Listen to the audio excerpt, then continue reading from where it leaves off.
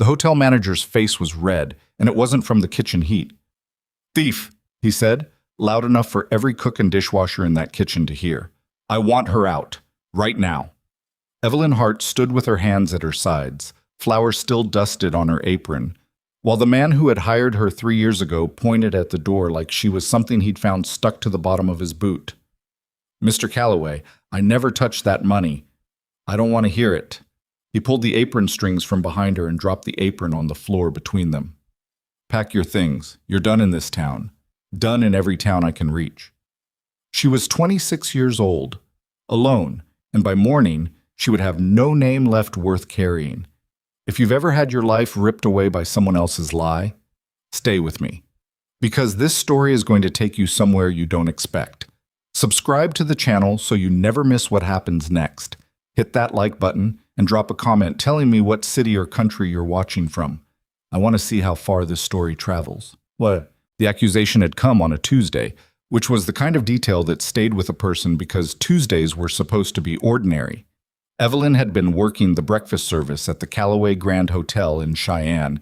Scrambled eggs, toast, ham steaks, coffee kept hot, the routine she could run half asleep.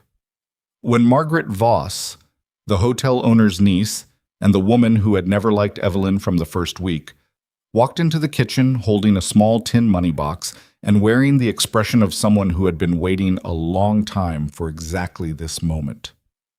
"It's short," Margaret said. She set the box on the prep counter with a hard crack. $40 short. Evelyn was at the stove.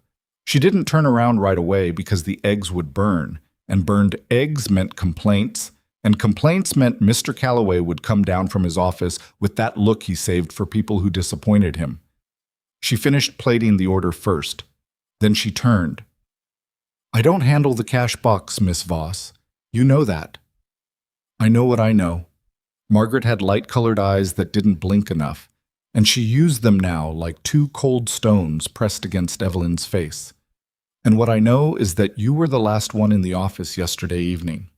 I went to get the supply ledger. Mr. Calloway asked me to check the flour order. Did anyone see you?" The kitchen had gone quiet. 3 other women stood at their stations, one stirring, one chopping, one just standing there, and none of them were looking at Evelyn. That was the first thing she noticed. Not hostility. Worse, practiced avoidance. "I don't know," Evelyn said.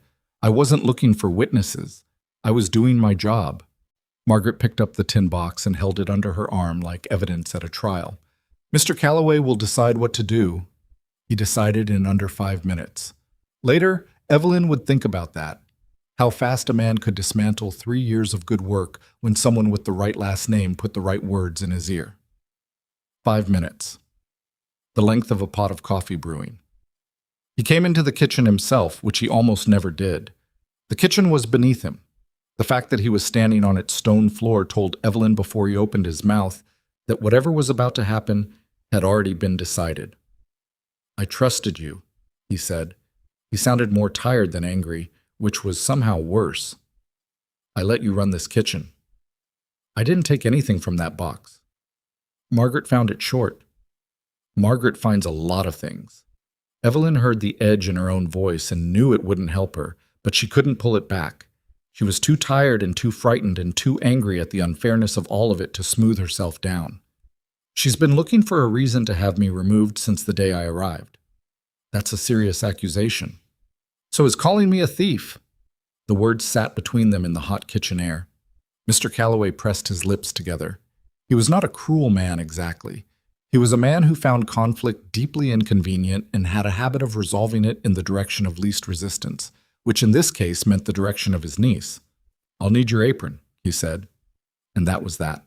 She walked out of this Callaway Grand Hotel at 8:30 in the morning with her suitcase, her coat, 2 weeks of wages he'd pressed into her hand at the last moment, guilt money, she thought, which was the only honest thing he'd done, and a worn leather notebook that had belonged to her mother. The notebook was the one thing she would not have left behind even if he'd given her nothing else. Her mother had filled it over 30 years, writing down recipes not just as ingredients and measurements, but as memories. This stew for when your father came home from a hard week, this bread for when the children were frightened. This cake for the morning after a funeral because sweetness after grief was not indulgence but necessity. Her mother had died 4 years ago, and the notebook was the only voice of hers that Evelyn could still hear. She sat on the edge of the sidewalk outside the hotel, her suitcase between her feet, and she held the notebook in both hands and tried to think. The problem was not just the job. The problem was what Calloway had said before she left. That thing about reaching. I don't want you in my kitchen, and I'll make sure every decent establishment in this city knows why you left. He was a man of influence in Cheyenne. His word moved through the hotel community the way water moved through cracked ground, quietly and completely. She spent 3 days testing it. 3 hotels, 2 boarding houses with kitchens, 1 restaurant that she'd heard might be looking for help. The answer was the same at each of them, delivered in different tones. Apologetic, cold, awkward, almost sorry, but landing in the same place. We've heard there were some concerns. We're not looking to take on that kind of trouble. On the 3rd night, she sat in the small room she was renting by the week and spread her money on the bed and counted it twice. Enough for another 2 weeks in Cheyenne if she was careful. After that, nothing. She picked up the notebook.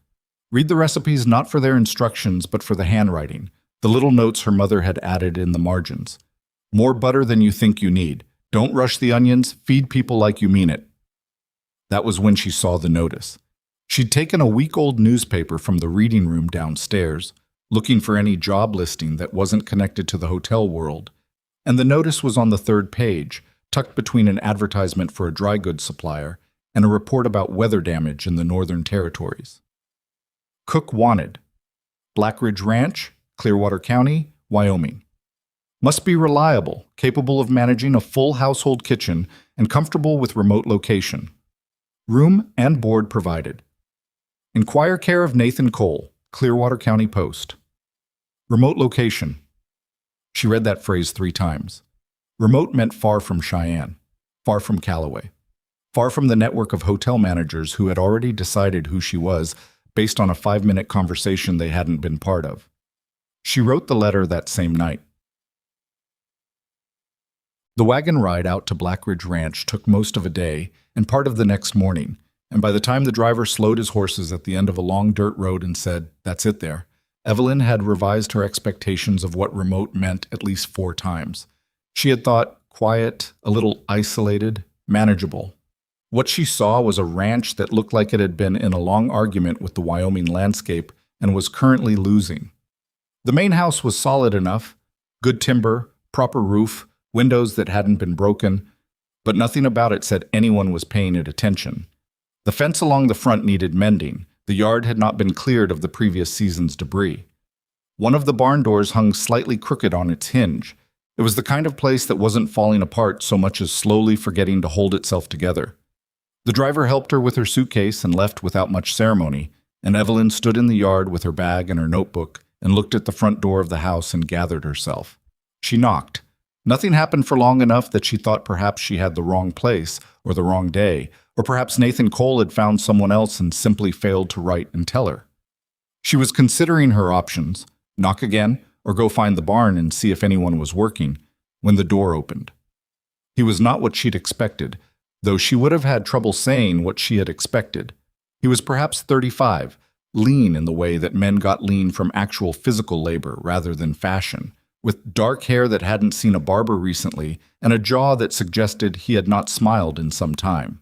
He was wearing a work shirt with the sleeves rolled and holding a mug that had gone cold, judging by the way he was holding it. Not drinking from it, just carrying it. He looked at her. She looked at him. The mug stayed in his hand. "Mr. Cole," she said, "I'm Evelyn Hart. I wrote about the cook position." He looked past her at the empty road where the wagon had been, as if confirming there was no one else. Then he looked back at her. "You're younger than I thought." "I'm capable," she said, which I believe is what the notice asked for. Something moved across his face. Not quite amusement, but something in that neighborhood. "Come in." The inside of the house confirmed what the outside had suggested. It was clean enough, but barely. The kind of clean that came from a man who kept things from becoming truly unsanitary, but had no interest in anything beyond that threshold.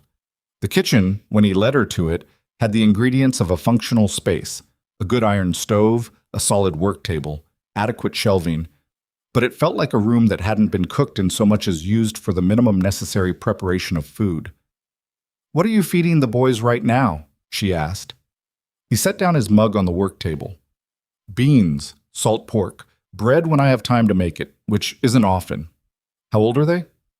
"Eli's 12. Thomas is 8. She looked at the stove, at the shelving, made a mental inventory without making it obvious that she was doing so. "When would you need me to start?" "Now would suit me." She turned to look at him directly. "We haven't discussed terms. Room and board, $10 a month." He said it without apology, which she appreciated more than if he'd hedged it. "You'd have the back room. The boys are in the rooms upstairs. I'm in the room at the end of the hall, and I'd ask you to respect that privacy, and I'll respect yours. I'll need to know what you want fed and when, whether I'm cooking only for the family or for ranch hands as well. Whether there are foods the boys won't eat, they'll eat what's put in front of them. Children don't always work that way." He looked at her like that was information he hadn't been given before or hadn't wanted to receive. "Thomas is easier. Eli—" He stopped, picked up the mug again, remembered it was cold, put it down. "Eli takes some patience." There was something in the way he said it, not a warning exactly, but not far from one. She filed it away. "I can start today," she said, "but I'll need to go through what you have in the pantry and make a list of what's needed." "Fine. And I'd like to meet the boys before dinner, not at dinner. It's easier if they know who I am before I put food in front of them." He looked at her for a moment. "They're at the south fence with one of the hands. I can have them come in." "When you have a chance," she said, "I'll start with the pantry." He left her in the kitchen. She stood there alone for a moment, in the quiet of a house that felt like it had forgotten what noise meant, and she opened her mother's notebook to the first page and read the words. Her mother had written there years ago. The words she'd read so many times they were more memory than text. A kitchen is not a room. It is a decision. The decision to nourish something. She rolled up her sleeves and got to work. The pantry was worse than she'd feared and slightly better than the worst case she'd imagined. She found dried beans in adequate quantity, salt pork that was still good, a sack of flour that was about 2/3 full, cornmeal, some dried peppers, a small amount of sugar, salt, 2 tins of condensed milk, and a collection of spices that had clearly not been organized or assessed in some time. There was a root cellar accessible from the kitchen floor, and in it she found potatoes, 3 onions, and a collection of preserved jars, tomatoes, some kind of relish, and what appeared to be apple butter that she suspected had been put up by Nathan Cole's wife before she died, because the labels were in handwriting that was not his and the dates were 3 and 4 years past. She stood in the root cellar holding an apple butter jar and thought about that. About a woman who had stood here doing exactly what Evelyn was doing now, taking stock, planning ahead, feeding a family, and who was gone. She put the jar back carefully and climbed the cellar steps. She had flour, fat, salt, and enough basic ingredients to make a decent supper. She started with bread, not because bread was the most impressive thing she could make, but because bread was the smell of a home that was trying, and she wanted that smell in this kitchen before the boys came in. She was kneading dough when she heard the back door open. 2 boys. The smaller one, Thomas, she guessed immediately, because he had a quality of forward motion that Eli did not, the way younger children threw themselves at new things before they'd developed the instinct for caution, came in first and stopped about 4 feet from her and stared. "You're the cook," he said. "I am," she said. "I'm Evelyn." "You're Thomas?" "Yeah." He looked at the dough, then at her hands, then at her face. "Do you know how to make pie?" "I do." His face did something complicated, like he was trying not to appear too interested. "Our mom used to make pie." She kept kneading. She did not let herself pause or look up with the weight of what he'd said, because if she made that into a moment, it would become a wall instead of a doorway. "What kind did she make?" "Apple. But we don't have apples right now." "I noticed some apple butter in the cellar. That's different than apples, but it's close enough to work with if you want to try." He thought about it. "Maybe." She finally looked up and found the older boy, Eli. He was standing in the doorway between the kitchen and the hall, still in his coat, and he was watching her with an expression that was not hostile exactly, but had gone a long way toward guarded. He was tall for 12, with the kind of stillness that children developed when they'd learned that movement sometimes drew unwanted attention. "Eli," she said, "I'm Evelyn." "I know," he said. "Dad told us." "I was just telling your brother I found some apple butter in the cellar. I could make something with it tonight after supper, if you two want." Eli looked at the apple butter jar she'd set on the work table. He looked at it the way people looked at things that had a lot of history attached to them. "My mom made that." Evelyn's hands slowed in the dough. She hadn't known that. She wished she'd left the jar in the cellar. "We don't have to use it," she said, careful and quiet. He looked at her. He was 12, and he had his father's eyes and a grief in them that was older than 12. "It's just apple butter," he said, which was not what he meant at all. "Do whatever you want." He turned and went back through the doorway. His boots were quiet on the stairs. Thomas watched him go. Then he looked at Evelyn. "He's sad a lot," he said, with the matter-of-fact clarity that 8-year-olds had about things that adults had learned to talk around. "I know," she said. "That's okay." "Are you going to stay?" "The last one didn't stay." She pressed the heels of her hands into the dough. "I'm planning on it." She said that too. Evelyn looked at him. He was watching her with eyes that had already been disappointed once and were trying to decide whether to give her the chance to do it again. "Thomas," she said, "I can't promise anything about the future, but I can promise you this. Tonight I'm making bread and a bean stew with salt pork and onions, and if there's time and you want to help me, we can see what we can do with that apple butter." He thought about it. "Okay," he said. Then, "Can I watch you knead?" "You can do more than watch," she said. "Wash your hands." "I'll try it." Nathan came in at 5:30, the way she imagined he came in every evening, through the back door, smelling of cold air and horses and work, moving to wash his hands at the basin like a man doing something automatic. He stopped when the smell hit him. She was watching from the corner of her eye. She wasn't obvious about it. He stood at the basin with his hands wet, and he lifted his head slightly, like an animal catching a scent it didn't expect, and something happened in his face that she suspected he wasn't aware of. Then he shut it down. Whatever had opened for a moment, he closed it, dried his hands, and came to the kitchen doorway. Thomas was sitting at the work table eating a piece of bread she'd given him while they waited for supper. He had his elbows on the table, which she'd already decided wasn't worth correcting on the first night, and he had crumbs on his shirt, and he was swinging his legs, and he looked for a moment like a child instead of a small person carrying too much weight. Nathan looked at his son. He looked at the table, the pot on the stove, the bread on the rack. He looked at Evelyn. "Supper in about 15 minutes, she said. He nodded. He went to the door and called up the stairs for Eli. Evelyn turned back to the stove and listened to the house settle around the sounds of 2 boys and a man getting themselves ready to eat, and she thought, this is what a kitchen is for, not the food, the before, the during, the reason people came inside. Eli came down. He sat across from Thomas without speaking. Nathan sat at the head of the table. Evelyn put the bread down, then the stew, then poured water into their cups and stepped back toward the stove because she didn't presume to sit with them, not yet, and she wasn't sure she'd been invited. "Miss Hart," Nathan said, without turning around. "Sit down."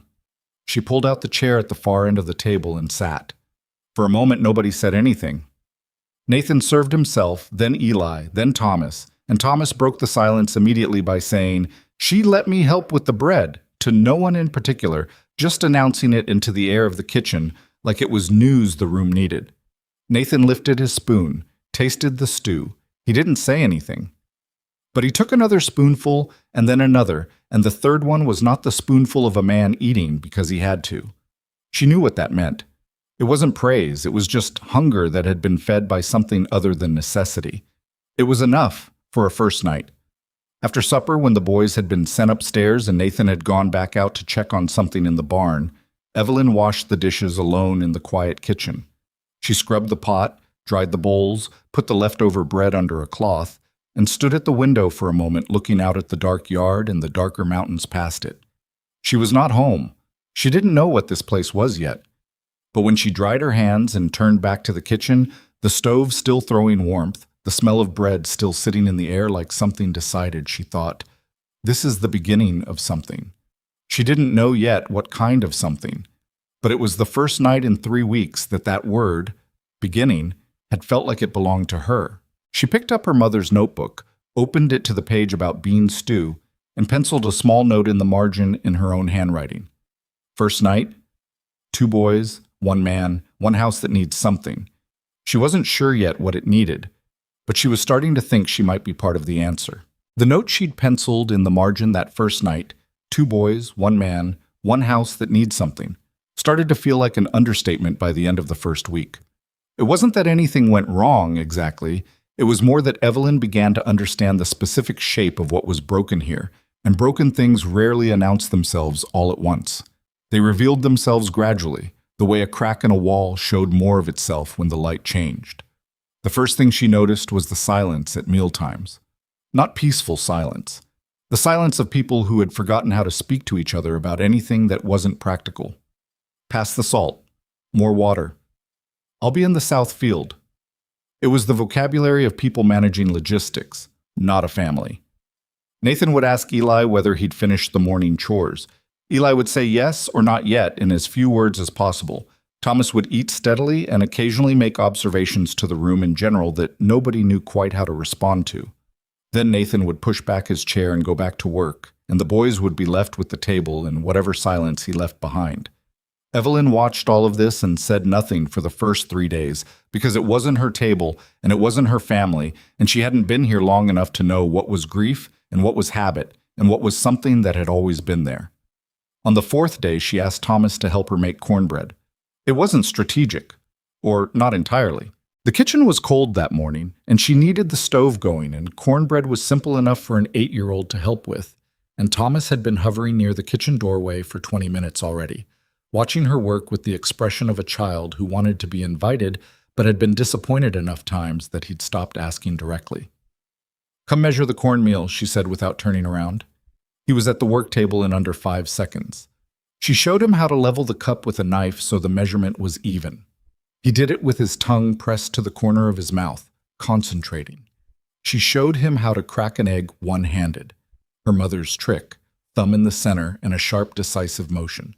And he tried it and got shell in the bowl and fished it out with 2 fingers without being told to. "My mom used to let me stir," he said. "Then stir," she said, and handed him the spoon. He stirred. The kitchen filled with the particular sound of a child doing a useful thing, and Evelyn stood near the stove and let it happen without making anything of it. "What was she like?" Evelyn asked. She kept her voice even, like she was asking about the weather. Thomas stirred. "She smelled like something. I can't remember what." He frowned at the bowl. "I used to know. I can't remember now." "That happens," Evelyn said. "The smells go faster than the rest. It doesn't mean you've forgotten her." He considered this. "Eli remembers more. He gets mad if I say I can't remember stuff." "Your brother's older. He had more time with her." "He gets mad at a lot of things," Thomas said, without bitterness. "Just as fact. Dad does too. They don't yell. They just get quiet." Evelyn looked at the batter. "The quiet kind of mad is harder to deal with." "Yeah." He stopped stirring. "Is it done?" She checked the consistency. "Almost. 40 more seconds." He stirred for 40 more seconds with complete seriousness, counting under his breath. She put the cornbread in the oven and gave him a piece of dried apple to chew on, and he sat on the stool beside the work table and ate it and told her about the ranch, about the south pasture where the grass came back better every spring, about the creek that froze solid enough to walk on in January, about a horse named General that was Nathan's and didn't let anyone else ride him, about how Eli had tried once and gotten thrown off and hadn't mentioned it since. She listened. She asked questions. She filed things away. When the cornbread came out, Thomas ate a piece standing up before it had fully cooled and burned his tongue and made a sound of outrage, and Evelyn handed him a cup of cold water and told him that was what patience was for, and he said, "You sound like my mom," and then looked immediately like he hadn't meant to say it. Evelyn handed him another piece. "I'll take that as a compliment," she said simply, and moved on. Eli was harder, and she'd known he would be. He was 12, and he had been the oldest person in this house for a long time in all the ways that mattered. The first one to absorb the initial shock of loss, the one who would have understood what his mother's absence meant in a way Thomas was still too young to fully reckon with. He had built something around himself in the time since, a careful and practiced distance, and he maintained it with the diligence of someone who had learned that closeness had a cost. He was not rude to her. That was the thing. Rudeness would have been easier to work with. He was polite, the way a person was polite to someone they'd decided not to know. At meals, he answered her questions with complete sentences and never asked her anything back. When she found him once repairing a split in the fence rail outside the barn, doing it with the focused competence of a boy who'd been shown once and retained, she said the work looked good, and he said thank you and went on with it. And that was the end of the conversation. She didn't push. She had learned a long time ago that some doors opened inward, and if you pushed them, you only made them harder to open. What she did instead was cook. She made things with intention, not just to feed people, but to create the kind of occasion around a table that made staying at it seem worthwhile. She added dried peppers to the beans for heat, which made Nathan pause over his bowl the first night and not say anything, but he finished it. She used the condensed milk to make a simple pudding that Thomas received with a reaction so extreme it was almost alarming, and even Eli, who had been very carefully not showing interest, ate 2 servings and managed a look in her direction that acknowledged the existence of something good without committing to any further sentiment about it. But the night that changed things with Eli, not dramatically, not all at once, but in the way a knot begins to loosen when the right thread is pulled, was a Thursday, 2 weeks into her time at Blackridge. She'd been up since before dawn because the bread needed to rise twice in cold weather, and she'd planned for it, and she was in the kitchen when she heard something wrong. Not loud. That was the thing about the sounds in this house. They were quiet. But there was a quality to the silence coming from upstairs that was different from sleeping silence, and she'd been in enough houses with enough people to know the difference. She went to the bottom of the stairs and listened, crying. Very quiet. The kind that had been practiced into almost inaudibility, the kind a person did when they'd learned that other people hearing it caused problems they didn't want to cause. She stood there for a moment. She thought about going back to the kitchen. She went upstairs. Eli's door was not fully closed. She knocked on the frame anyway, lightly. The sound stopped immediately. "I'm fine," he said. His voice was the flat steadiness of someone who had just reassembled something very fast. "I know," she said. "I wasn't coming to check." A pause. "Then what do you want?" "I'm making bread. I could use someone to hold the lamp in the kitchen. The one over the work table keeps swinging when the draft comes under the door." Another pause. Long enough that she thought he would say no. "All right," he said.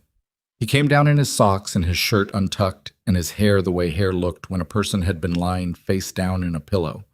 He sat on the stool and held the lamp without speaking, and she worked the dough and didn't look at him directly and didn't say anything about the redness around his eyes. For a long time, the only sounds were the dough and the draft and the lamp flame. "She had a book," Eli said finally. "My mom. Not like your book, just a regular book. Stories." He was looking at the lamp flame. "I used to go in on Sunday mornings when I was little, and she'd read to me. Thomas was too small. He'd just fall asleep." He stopped. Evelyn kept working the dough. She didn't turn around. "I found the book last week in her sewing box," he said. "I didn't know it was still there." "Did you read it?" "I tried." He didn't say the rest, but she understood it. Some things were too much to go at directly. "You can read it when you're ready," she said. "Or not. It'll be there either way." He looked at his hands on the lamp. "Dad doesn't talk about her. People grieve differently. Some do it out loud.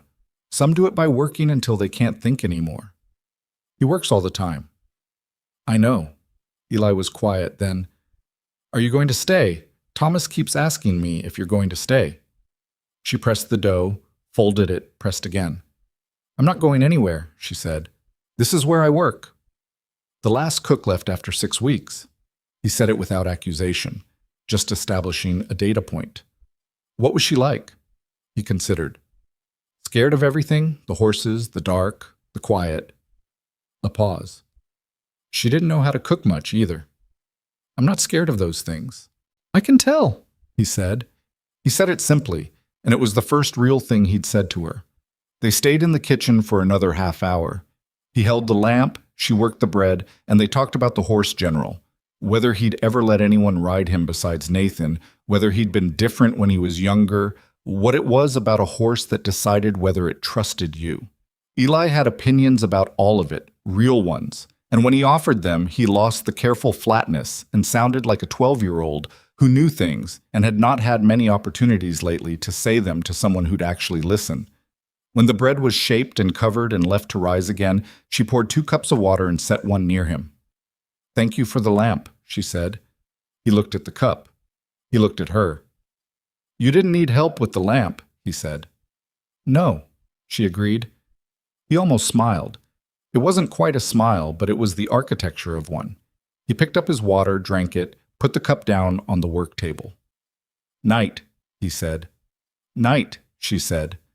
She listened to his socks on the stairs, then the soft close of his door, and then the house was quiet again, and she stood in the kitchen alone with the rising bread and the lamp still swinging slightly in the draft, and she thought, there it is, the first real thread.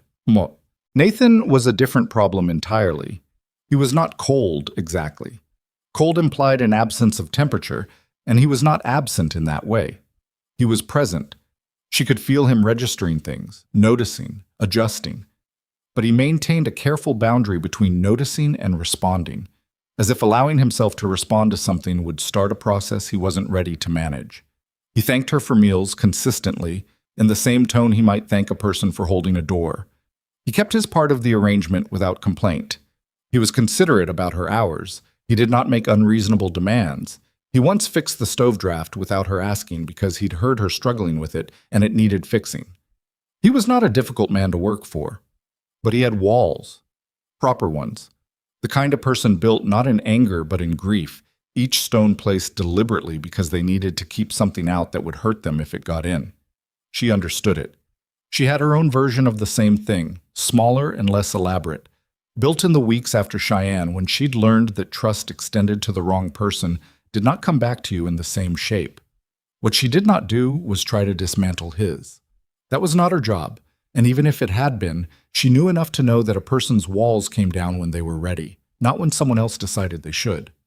She just cooked. She cooked well, with care, and she let the kitchen be what it was. The room in the house that was consistently warm, consistently good-smelling, consistently attended to. And she let him decide what to make of that.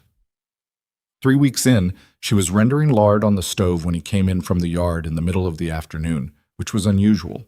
He normally didn't come in until supper. Storm's coming, he said. I'm going to need to get to town before it hits. I'll be back late. She looked out the window. The sky to the northwest had that particular flat gray that meant business. How late? After dark, probably. Don't wait supper. He was already going toward the hall. Boys will be here. Eli knows what to do if... I know what to do, she said. He stopped, turned slightly. Not all the way, but enough to see her. I grew up in Wyoming, she said. I know what a storm looks like, and what to do when one comes. She turned back to the stove. I'll make sure there's firewood stacked inside and the boys are fed before dark. He stood there for a moment. She didn't turn around. She heard him let out a breath that was not quite relief, and not quite the releasing of something held, but in that neighborhood. All right, he said, and then, which was unexpected. Thank you. Not the dinner, thank you. Different. She kept her eyes on the lard. Go get your supplies before the road gets bad. He went. She stood at the stove and let herself acknowledge privately that something had just shifted, even if she couldn't name exactly what. The word thank you said a different way. That was all. But in a house where language was rationed the way supplies were rationed in a long winter, a different tone was not a small thing. She stacked firewood by the door that afternoon, more than they'd need, because more than enough was its own kind of preparation. She fed the boys early, a thick potato soup and the rest of the cornbread from that morning, and let Thomas tell her about a rabbit he'd been watching in the East Field for a week, whether it was the same rabbit or different ones, his theory about rabbit navigation, all of which he received with appropriate seriousness. Eli, across the table, ate his soup and did not contribute to the rabbit discussion, but at one point caught her eye with a look that said, "I know, and also, don't stop him, it's fine." She held that look for a second and then turned back to Thomas's rabbit and said she thought his theory about the navigation had merit, and Eli went back to his bowl and she heard the faint sound of a 12-year-old suppressing something that was trying to become a laugh. It was not a lot, but it was something. The first time Nathan came close to saying anything real was on a Sunday afternoon 4 weeks in, when she was outside beating dust from the kitchen rugs, and he was mending the fence rail that Eli had worked on, and he said, without preamble, still looking at the fence, "The house smells different." She beat the rug again. "Different how?" "Better." He drove a nail. "Like something's... I don't know." He didn't finish it. She let the silence sit where he'd left it. "My mother used to say a kitchen needed to be used to be real. If you're only warming things up rather than cooking them, it can tell." He looked at the fence, not at her. "Where was that?" "Where you grew up." "Laramie, mostly. We moved some when I was young. Your people still there?" "My mother died 4 years ago. My father went before that." He was quiet. "Brothers? Sisters?" "No, just me." He drove another nail. "That's a hard way to be."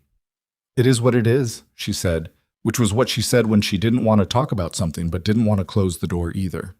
He glanced at her then, briefly. The way a person glanced when they'd heard something familiar in a stranger's words. She beat the rug and didn't press it. He went back to the fence. "Boys seem..." He stopped, started again. "Thomas is talking more." "He talks plenty," she said. "He just needed someone to talk at." "And Eli." She waited. "He's not as..." Nathan drove the nail straight, hard. "He's not shutting himself in the evenings as much." "He's a good kid," she said. "Smart. He's got opinions about everything if you give him the room for it." Nathan looked at the fence rail. "I know he's a good kid." "I didn't say you didn't know." Something moved through his face that she caught only in profile, not quite discomfort. The expression of a man hearing a thing that was fair but not entirely welcome. "I'm not good at..." He stopped. She waited. "The talking." He said it flatly, like a man reciting a fault he'd already categorized.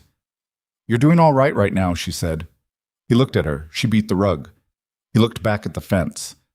"I'll get the south gate fixed before the next cold spell," he said, which she understood was his way of ending a conversation that had gotten closer to something than he'd planned. "Good," she said. "The hinges on the barn door, too, while you're at it." He almost said something. She saw it, the brief flicker of something near amusement. And then he picked up his hammer and went back to work. And she took the rugs inside and she thought, there are 2 walls in this house. His are bigger, but both of them have cracks. Drowned. The incident that changed the texture of everything happened on a Wednesday, which was the same day of the week as the accusation in the Callaway kitchen, and Evelyn noticed the coincidence with the dry acknowledgement of a person who had stopped expecting the universe to arrange itself with any particular fairness. She had gone to the root cellar that morning to bring up potatoes, and when she came back up the cellar steps, Nathan was in the kitchen. This was not unusual. What was unusual was that he was standing at the work table with her mother's notebook open in his hands. She stopped. He looked up. He looked down at the notebook in his hands. He put it down, carefully, exactly where she'd left it. "I didn't read it," he said. "I was looking for the flower order you said you'd written out. I picked up the wrong thing." She walked to the work table and put the potatoes down and closed the notebook.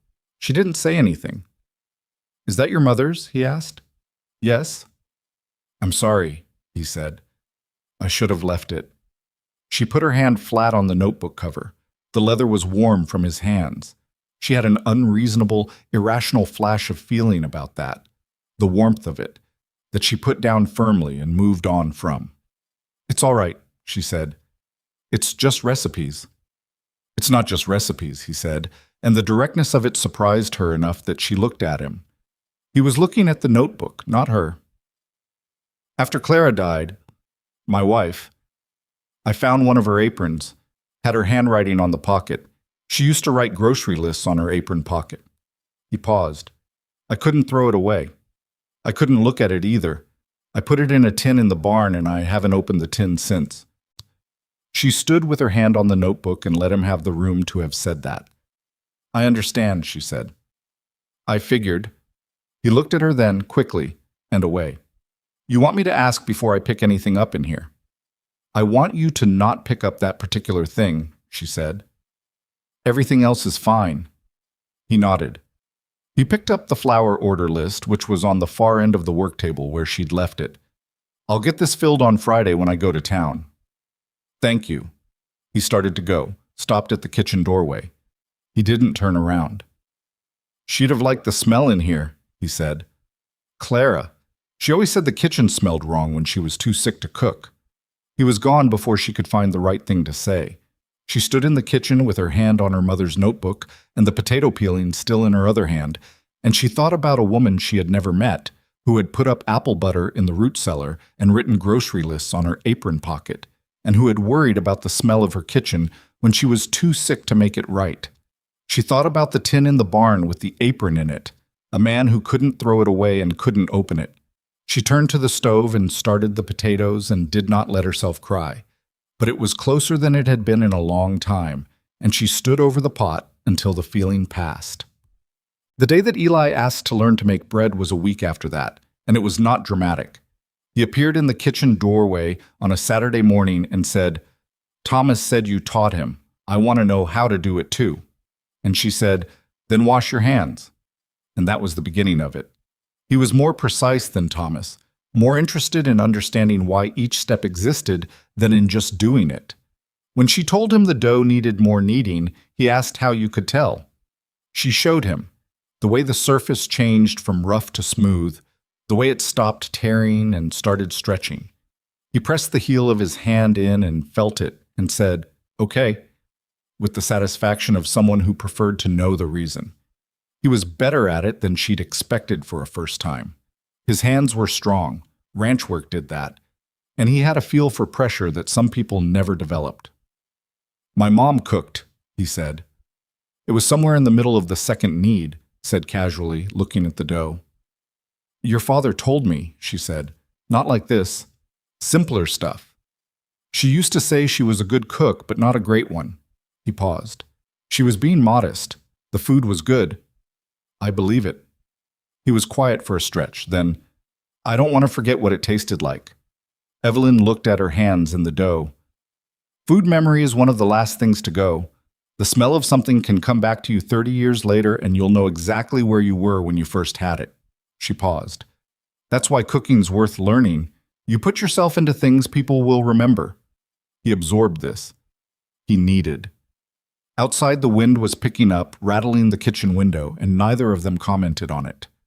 Would you teach me other things? He said. Not just bread. If you want to learn, yes. Dad'll think it's strange. Boys learning to cook. A man who can feed himself is never at the mercy of anyone, she said. Your father knows that. He might say something the first time he sees you in here with an apron on. But he won't mean it. Eli considered Nathan in the particular way a son considered a father, with complicated knowledge, the kind that included all the things he admired and all the ways the man drove him crazy. He's been different, Eli said. Lately. Not as... He searched for the word. Sealed up. He's working through things, she said. So are you. Are you? He said it without accusation, just honest curiosity. She thought about Cheyenne, about Margaret Voss and her cold stone eyes and the tin money box and the look on Calloway's face when he told her to leave. Yes, she said. Different things, but yes.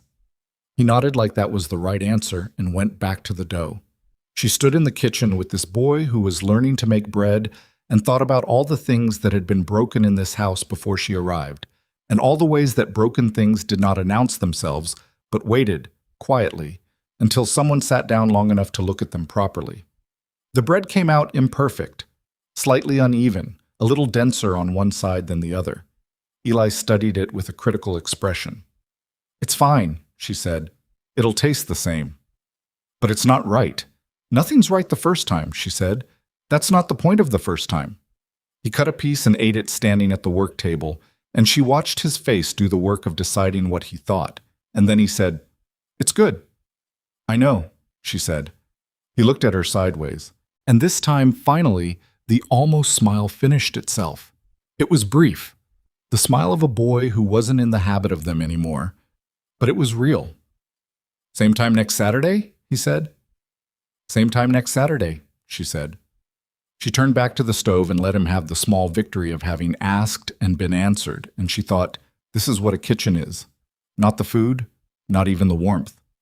It's the place where people who have lost the habit of being known start to remember how it felt. Outside, the wind pushed at the walls of the house. Inside, the bread cooled on the rack, imperfect and good. And the kitchen held its warmth like it was something worth keeping. The second Saturday came, and Eli was in the kitchen before she was. She came downstairs at 6:30 to find him already standing at the work table with his sleeves rolled and the flour bag sitting beside him, waiting with the patience of someone who had decided to commit to a thing and didn't want to give the impression he'd changed his mind. She didn't say anything about it. She just tied on her apron and said, "Today we're doing something harder." And he said, "Good." And they started. She taught him the difference between bread dough and biscuit dough, how one wanted working and the other wanted as little handling as possible, how you could ruin a biscuit by being too aggressive with it, how the goal was to bring things together without forcing them. He caught on quickly, the way he caught on to most things, and he had the self-control not to overwork the dough even when it looked wrong to him, which was the part most beginners got wrong. Thomas appeared at 7, still in his nightshirt, and stood in the doorway doing the arithmetic of whether there was room for him. "There's room," Evelyn said, without looking up. "But you're cutting the biscuits, not mixing. Your brother mixed." Thomas was in the kitchen in 4 seconds. They were all 3 of them at the work table when Nathan appeared in the doorway, coming in from the early morning barn check, and stopped. He took in the scene. His 2 sons, his cook, the work table covered in flour, Thomas pressing a tin cutter into dough with the concentration of someone diffusing something explosive. Evelyn watched him from the corner of her eye. He was doing a very careful thing, the thing where he decided how to respond to something unexpected before the response could escape without being examined first. She'd watched him do it before. He had more control over his own face than most people she'd met. "Biscuits," she said. 20 minutes. He looked at Eli, who was watching his father with a slight tension in his jaw, waiting for something. The kind of wait a boy did when he wasn't sure if he'd done a thing wrong by enjoying it. Nathan looked at the work table, at the dough, at his sons. "All right," he said, and went to wash his hands. He didn't leave the kitchen. He sat at the table with his coffee and watched, and that was the thing. He didn't make a project of watching. He just stayed, and the kitchen moved around him the way a kitchen did when it had people in it. And after a while, Evelyn noticed that he'd stopped looking at anything in particular and was just sitting in the warmth of it, his coffee going slowly cold in his hands. The biscuits weren't perfect. Eli's were better than Thomas's, which Thomas considered a personal injustice. There was a brief and pointed disagreement about whose biscuit had risen higher, and Evelyn settled it by pointing out that the right measurement was taste rather than height, and they should both eat one and report their findings, which resulted in both of them declaring their own biscuit superior, which she had predicted. Nathan ate 4. She counted because she couldn't help it. "Good biscuits," he said. He said it to the table and to both boys, and his voice had something in it she hadn't heard from him before, something lighter than his usual register, not quite comfort, but leaning toward it. Eli heard it too. She could see it in the slight easing of his shoulders. These were small things. She knew they were small things. But small things were what a house ran on, and this house had been running on almost nothing for long enough. Mshab.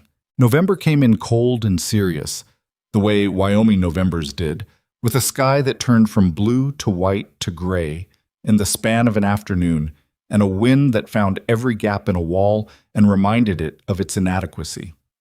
Evelyn learned the ranch's draft, the one under the back door that needed a rolled rag against it, the one in the corner of the kitchen near the pantry shelf that made the lamp flame lean east all evening, The particular sound the wind made in the eaves above her bedroom when the temperature dropped below a certain point. She added layers to her routine. A pot of something always warm on the back of the stove, extra wood brought in before dark, wool socks in the mornings because the kitchen floor took a long time to warm up, and she'd rather be practical about it. She was not someone who performed hardship. She was someone who assessed what a situation required and arranged herself to meet it, which her mother had called the most useful skill a woman could have, and which Evelyn had come to think of simply as paying attention. She paid attention to Nathan, not in a way she intended or particularly wanted to. It was more that he was a presence that required accounting for, the way a weather system required accounting for. Something that had its own logic and momentum and affected the conditions around it, whether it meant to or not. She noticed that he was up before anyone else, always, and that the first hour of his morning was spent alone in the barn, and that when he came in for breakfast, he was already settled in his day in a way that suggested the barn time was necessary to him, not optional. She noticed that he talked more on good days, days when the weather cooperated and the work had gone the way he'd planned, and pulled back on days when something had gone wrong, not in anger, but in the way a man went inward when he was managing something he didn't want to put on anyone else. She noticed that he watched his sons when he thought they weren't looking, and that his face in those moments was entirely unguarded, in a way it never was when he knew he was being observed. She noticed that he noticed her. She filed that away in the same place she filed things she wasn't ready to take out and examine yet. The second week of November, the ranch hand named Duff, who was the only one who lived on the property rather than coming in from town, developed a cough that had no interest in clearing up on its own. He was a man of perhaps 60, steady and unhurried, who spoke rarely and worked consistently, and who had been at Blackridge long enough that his presence was less that of an employee and more that of a fixture. Evelyn made him a broth with dried sage and black pepper and as much warmth as she could put into a pot, and brought it to the bunkhouse without being asked. Duff looked at the broth, then at her, with the expression of a man who hadn't had someone bring him something unsolicited in a long time. "You didn't have to do that," he said. "I know," she said. He ate it while she stood in the doorway, and then he said, "Nathan's different since you came." She looked at the bunkhouse wall. "He's fine." Didn't say he wasn't fine. Said he was different. Duff set the bowl down. "Man's been running this ranch on pure stubbornness since Clara passed. Those boys been raised on stubbornness and silence. Don't say that to criticize. I've watched him work himself near to nothing trying to hold this place together for them." He paused. "Just saying. The kitchen light's on later than it used to be. He finds reasons to come inside before supper. Didn't used to." Evelyn looked out the bunkhouse door at the gray November sky. "He's making sure the house is running right. That's sensible." Duff picked up the bowl again to get the last of the broth. "Sure," he said. He said it in the tone of a man who was finished making his point and content to let it land where it landed. She took the bowl back to the kitchen and washed it and thought about what she was not letting herself think about yet. The storm that the outline of November had been promising arrived on a Friday night, and it arrived without the preliminary courtesy of getting gradually worse. 1 hour the wind was merely unpleasant, the next it was the kind of thing that made buildings reconsider their relationship with the earth. Nathan had seen it coming in the sky that afternoon, that specific shade of yellow-green at the horizon that old Wyoming hands read like a sentence, and had spent the afternoon moving cattle to the closer pasture and securing what could be secured. He came in for an early supper without changing out of his work clothes, which meant he was planning to go back out. "How bad?" she asked. He was eating fast. "Bad enough. I need to check the fence on the north pasture before it gets worse. There's a section that's been weak, and if the cattle push it in this wind—" He shook his head. "I'll be back by 10. "Eat more than that," she said, because he'd taken less than he needed. He looked at the bowl. He took more. Thomas was quiet at the table, the way he got when weather frightened him, and he was trying not to show it. He'd pushed his food around more than he'd eaten it. Eli was eating steadily, watching his father, doing a calculation. "I can come," Eli said. "Help with the fence." Nathan looked at him. It was the look of a father doing his own calculation. The weight of the offer against the weight of the risk. "No, I need you here." "I'm old enough." "I need you here with your brother," Nathan said, firm, not unkind. That's where I need you." Eli pressed his lips together and said nothing more, which was its own kind of maturity. After Nathan left, the storm took the last of the light with it and replaced everything outside the windows with a howling dark that was the kind of sound that made a person feel the walls of a house as something genuinely necessary and not just a given. The temperature dropped fast. Evelyn added wood to the stove, banked it the way she'd learned worked best in this particular iron box, and set the damper to hold the heat long and steady. Thomas came and stood near the stove. "When's Dad coming back?" he said. "By 10, he said. "It's really bad out there." "He knows this land better than the storm does," she said. "He's done this before." Thomas looked at the window. The glass was shaking slightly in its frame. "The last bad storm." He stopped. She looked at him. "Mom got sick after the last bad storm," he said. "Dad was out all night, and when he came back in the morning, she was worse than she'd been." He said it carefully, like he was describing something he'd been carrying for a long time and wasn't sure how much of the weight to put down. "She didn't get better after that." Evelyn was quiet for a moment. "Thomas," she said, "come help me with something." He looked up. "What?" "I need someone to hold the lamp steady while I get the extra blankets from the upstairs chest. The hall is dark and I keep missing the chest latch." It was not a complicated task, and he knew it, but he also knew what she was doing, and he was 8, and he needed something to do more than he needed to stand at the window and be afraid. He took the lamp. Eli appeared from the sitting room when they came upstairs. He'd been reading, or trying to. "Is Dad back?" "Not yet, helping get blankets." Eli put down the book and followed them. The three of them moved through the upstairs of the dark house together, and Evelyn found the chest latch on the first try but took her time about it. And they brought the blankets down and spread the heaviest one over the sitting room chair, and Evelyn said she was making hot milk and who wanted some. Both of them. She put the milk on and added a small amount of the sugar she'd been conserving because this was the kind of night that warranted it, and she stirred it slow and let the kitchen do what it did best, which was be warm and lit and smelling of something good.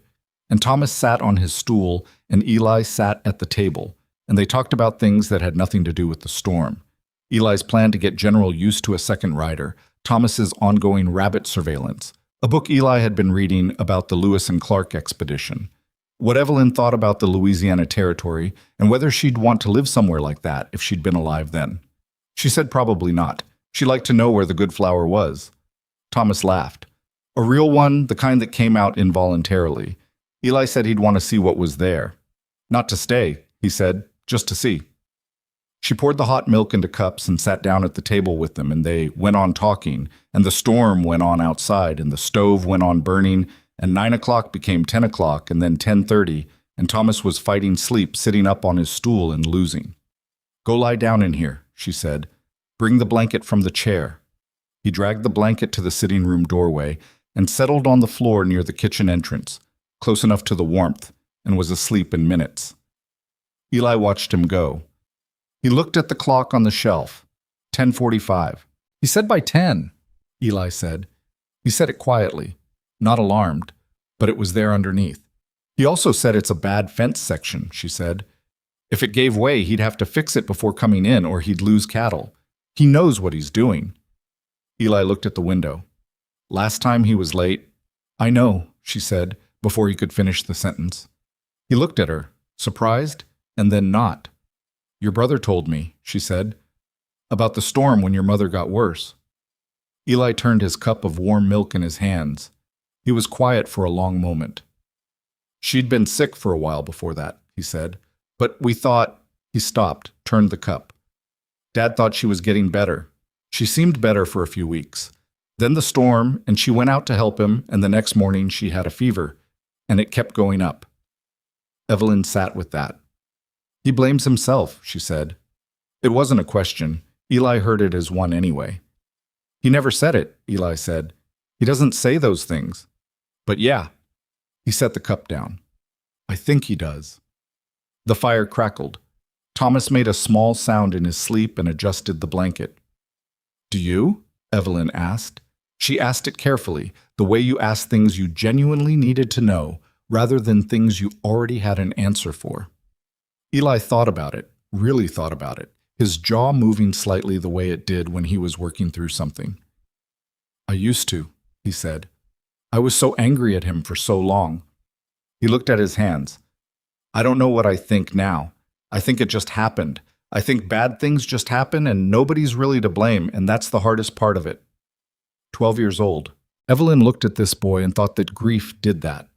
Accelerated certain kinds of understanding in a way that nothing else did, gave you early access to truths that were supposed to take decades to arrive.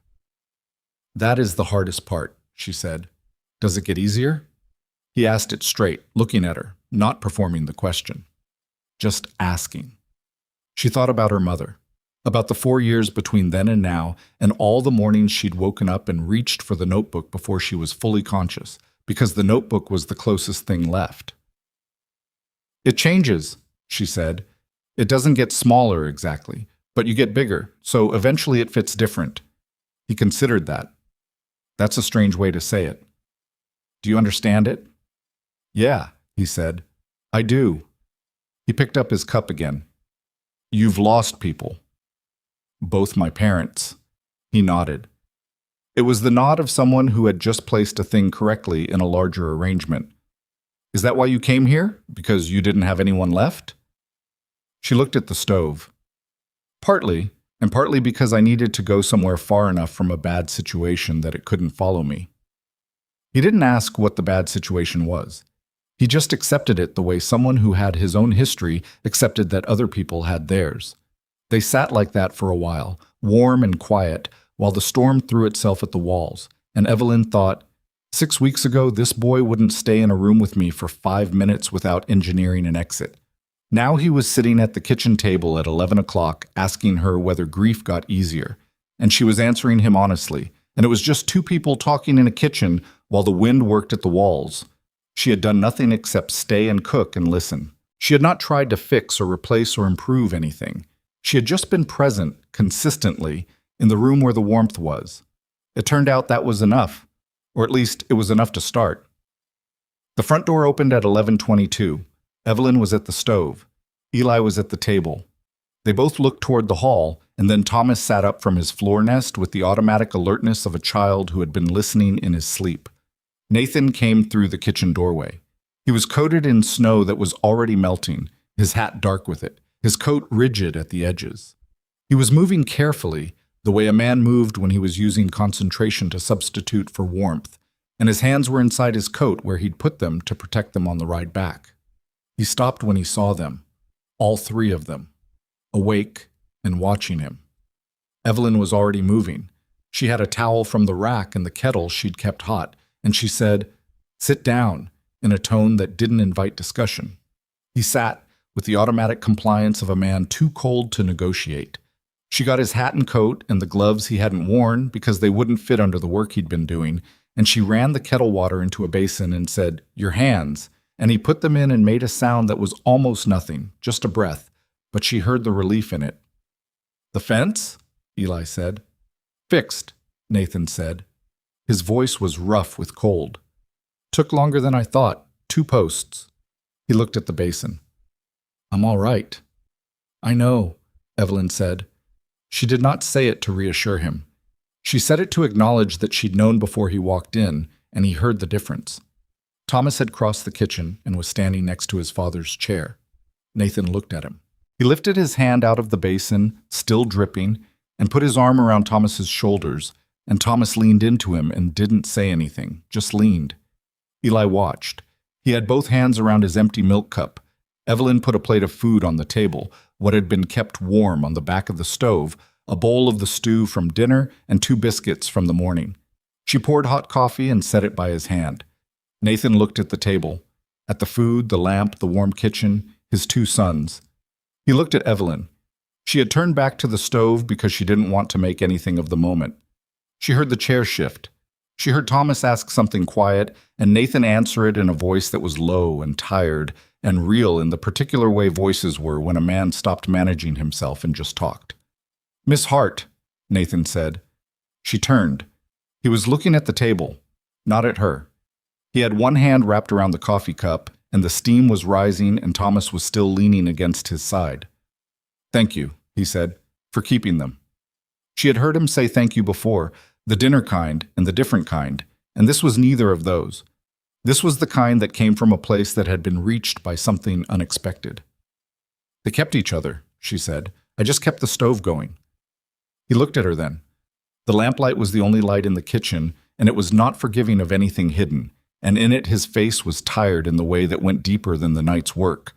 The tired of a man who had been holding something very heavy for a very long time. He held her gaze for a moment. Just a moment.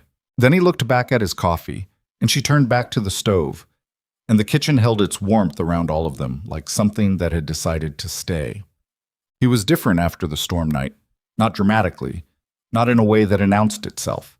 But Evelyn had been paying attention to Nathan Cole for 6 weeks, and she knew his patterns the way she knew the patterns of this kitchen, the drafts, the hot spots on the stove, the places where things settled and the places where they didn't, and something had shifted in the arrangement. He started coming in from the barn earlier. Not by a lot, 15 minutes, 20, but enough that he was in the kitchen when supper was still being finished rather than arriving as it was served. He would find something to do in there, check on the wood box, refill the water bucket, stand at the window looking at the weather with his coffee, and none of it was necessary exactly. It was the presence of a man who had found a reason to be in a room and was looking for tasks to justify the reason. She didn't remark on it. He started talking more at supper. Not much. Nathan Cole's version of talking more was still less than most people's baseline. But he asked the boys real questions about their day, followed up on things they'd mentioned the previous night, corrected Eli once about something to do with the south fence repair, and then actually explained why he was correcting him rather than just stating the right answer. Eli received the explanation with visible surprise that he managed to conceal about 60% of. One evening, he stayed at the table after the boys were excused, just sat there with the end of his coffee. Evelyn was washing the dishes, and she was aware of him the way you were aware of something large and quiet nearby. Not alarming, just present. I want to ask you something, he said. She kept washing. Go ahead. When you came here, the position in Cheyenne you'd had, you said you left under difficult circumstances. Her hand slowed. She did not stop. I'm not asking for details, he said. I want to know if it's going to come back around. If there's something that might come looking for you here. She stood at the basin and thought about that, about what he was really asking, which was not whether she was safe to have around his sons. That question had been settled weeks ago. He was asking whether she was all right. He was asking it in the language of practicality, because that was the language he had available.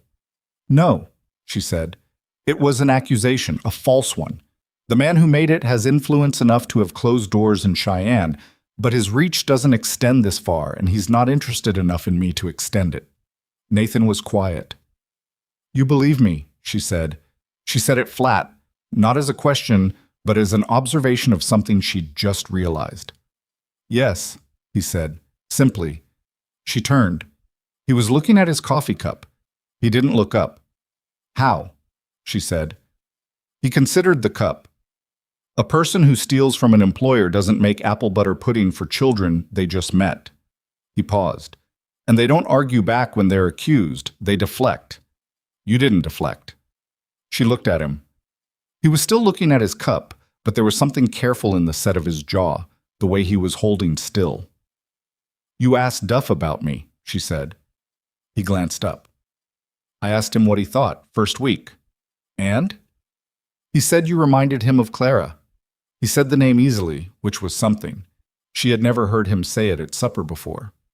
He said she always argued back when she was right too. Couldn't let a wrong thing stand uncorrected. Evelyn turned back to the dishes. She didn't trust what her face was doing. It was a compliment, Nathan said. I know, she said. I'm taking it as one. He pushed back from the table. I'll get the firewood for the morning. It's already in, she said. He stopped. You did it already. Before supper. He stood in the kitchen doorway for a moment, this man who had been managing everything alone for years and had a complicated relationship with being anticipated. Thank you, he said.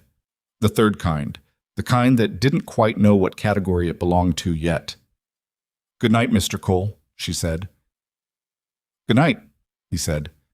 And then, which she had been waiting 6 weeks to hear. Nathan. She kept her eyes on the dishes. The lamp swung slightly in the draft from the hall.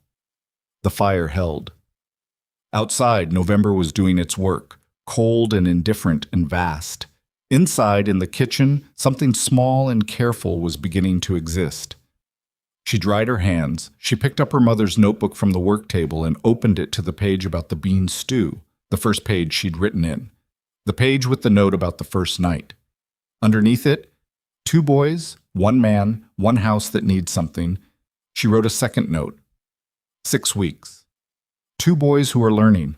1 man who is trying. 1 house that is starting to remember what it is. She closed the notebook. She turned down the lamp.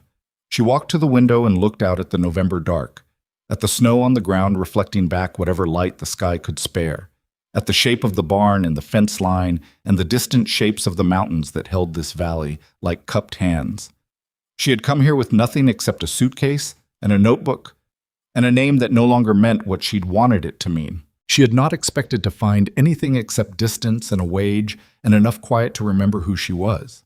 What she had found instead was 2 boys who were teaching her what she remembered about warmth, and a house that was slowly recalling what it was for, and a man who had just said her name, her first name finally, standing in the kitchen doorway at the end of a cold night, as if that single syllable might be the first word of something he hadn't found the rest of yet. She was not naive enough to call it more than it was, but she was honest enough to know it was no longer nothing. She went to bed. The house settled around her. The stove held its heat. Somewhere upstairs, 2 boys slept in the rooms above her, and down the hall a man lay in the dark learning how to want something he'd decided he no longer could. Nobody said anything. Nobody had to. The house said it in its warmth and its settling timbers and the smell of bread that was still in the air at midnight, the way good things stayed in a place long after the making of them was done. He said her name once, and then didn't say it again for 4 days, which she understood was not a retreat but a recalibration, a man taking stock of what he'd allowed himself and deciding what to do with it. She gave him room. That was the thing she'd learned about Nathan Cole in 8 weeks. Pressure made him go still, the way certain animals went still when they sensed something coming at them. The way to get anywhere with him was not to move toward him, but to hold your ground and let him decide when to move. So she cooked. She tended the kitchen and the boys and the daily requirements of a house entering its hardest season. And she waited with the patience of a woman who had learned the hard way that most things worth having required you to sit with the uncertainty of them longer than was comfortable. December settled over Blackridge with the serious intention of a season that had no interest in being ignored. The daylight shortened until it felt less like a feature of the day and more like a brief administrative gap between 2 long stretches of dark. The work on the ranch contracted and intensified at the same time. Less variety, more weight, everything harder and cold that got into the ground and the pipes and the joints of every door on the property. Nathan worked longer hours, which she hadn't thought was possible. He came in with the look of a man who had been outside past the point of comfort and had simply decided that discomfort was a condition to be worked through rather than avoided. She kept the stove hot and the food ready at the time he said, and didn't make a production of either. But he started appearing in the kitchen for other reasons, not contrived reasons. The way the firewood excuse had been slightly contrived, real ones. He'd come to look at a hinge she'd mentioned was loose on the pantry door. He'd come because Thomas had told him at breakfast that Evelyn was making something with dried apples, and he'd looked at Thomas and then looked at the kitchen doorway as if considering the information. He'd come to check the stove draft. It had been drawing uneven again. And then stayed at the work table while she finished the bread she was shaping, talking about the south fence repair. And the conversation went 15 minutes past the stove draft, with neither of them commenting on it. One Thursday morning, he came in from the barn early and sat down at the table and said, without particular introduction, "Tell me what happened in Cheyenne." She looked at him. "You don't have to," he said, "but I'd like to know. The real version." She put down the knife she'd been using to cut the morning potatoes. She sat across from him at the table. She told him the real version, the 3 years at the Callaway Grand, the breakfast service on a Tuesday, Margaret Voss and the money box, the 5-minute decision, the 3 days of closed doors, The notice on page 3 of a week-old newspaper. He listened. He didn't interrupt, didn't make the small sounds of sympathy that people sometimes made to show they were following along, didn't offer his opinion of any of it while she was talking. He just listened with his full attention, which was rarer than it should have been, and which she noticed. When she finished, he was quiet for a moment. He picked up his coffee cup, found it empty, set it down. "Calloway Grand," he said. "Gerald Calloway." She looked at him. "You know him?" Knew of him. He had a business associate who came through Clearwater County 2 years ago. Land deal. His jaw tightened slightly. Not a man I'd trust with a handshake. His niece was worse. "She usually are," he said. "The ones who do that kind of thing. Pick someone without protection and use them as a tool for something else." She looked at the table. "I've gone over it 1,000 times. What I could have done differently." "What would you have done differently?" She thought about it honestly. "Not much. I could have been quieter when he confronted me. That didn't help." "No," he said, "but it was the right instinct. You don't stay quiet when someone calls you a thief." She looked at him. He was looking at the table, the way he looked at things when he was thinking through them rather than performing the act of considering. "I lost everything," she said. "My reputation, my position, my—" She stopped. "I'd been in that kitchen 3 years. I knew every person on that staff by name. I knew which guest on the 3rd floor took his eggs soft and which one sent them back if there was any color in the yolk. I knew that kitchen the way you know a place you've built yourself into." She paused. "And it was gone in 5 minutes because a woman with the right last name decided I was convenient." Nathan was quiet. Then, "You built something here in 8 weeks that most people couldn't build in a year." She looked up. He was looking at her now, straight at her, the way he very rarely did, the way that made her feel like she was being seen rather than observed. "The boys," she started. "The boys, the kitchen, the house." He said it evenly, not as a speech, just as a fact he was reporting. "Duff mentioned last week that this is the first winter he's not worried about those two, in 4 years. She looked at her hands on the table. "Duff exaggerates." "Duff barely speaks. When he says something, he means it completely." She didn't argue with that because it was accurate. He picked up the empty coffee cup again, remembered, put it down. It was a gesture she'd seen him make before, reaching for something and finding it already used up. She got up and refilled it without being asked. She set it in front of him and sat back down. He looked at the coffee, then at her. "My wife," he said. He stopped, started again. "Clara was sick for almost 2 years before she died. She didn't tell me for the first 6 months. She thought—" He worked his jaw. "She thought she could manage it herself. She didn't want me to change how I looked at her." Evelyn sat still. "By the time I knew it was as bad as it was. He stopped again. Looked at the window. The December light was thin and flat and honest. "I kept thinking if I worked harder, if the ranch did better, if I could make the land produce more, we could afford better doctors, she could go to a proper hospital in—" He pressed his lips together. "It doesn't work that way." "No," she said. "It doesn't. I know that now." He looked at his coffee. "I knew it then, really. I just needed something to do instead of watching her get smaller." "That's not a failure," she said. "That's what people do. They find the part they can fight because they can't fight the part that's actually wrong." He looked at her. Something moved in his face, or recognition, maybe, or the particular feeling of hearing your own experience described by someone who wasn't you. "After she died," he said, I couldn't talk to the boys about it. I didn't know how. Eli was 8. Thomas was 4. What do you say to a 4-year-old about their mother?" He shook his head. "I thought if I kept the ranch running, kept their lives stable, kept everything the same as she'd left it." He stopped. "That they wouldn't need the other part," Evelyn said. "Yes. Children need the other part more than the stable part. I know that now, too." He said it without self-flagellation, just acknowledgement. Eli's been carrying things he should have been able to give to someone else. "He's starting to put some of it down," she said. Nathan looked at her. Because of you. Because he's ready. I just happened to be there when he was. He was quiet for a moment, then, quietly, "You're too modest about what you've done here." She felt something shift slightly in the air between them, the way a room shifted when a window was opened on a still day. Not dramatic, just a change in what was moving. "I'm not modest," she said carefully. "I'm accurate. There's a difference." He almost smiled. She caught the edge of it before he put it away. "You're also the most straightforward person I've had a conversation with in about 4 years," he said. "Most people find that inconvenient. I find it," he considered the word, "necessary. There's been enough silence in this house for a long time, the kind that's not peaceful."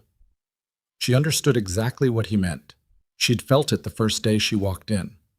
The boys came downstairs then, Thomas first, with his usual morning momentum, followed by Eli in the measured way he came down steps, and the conversation folded itself away without either of them acknowledging the folding.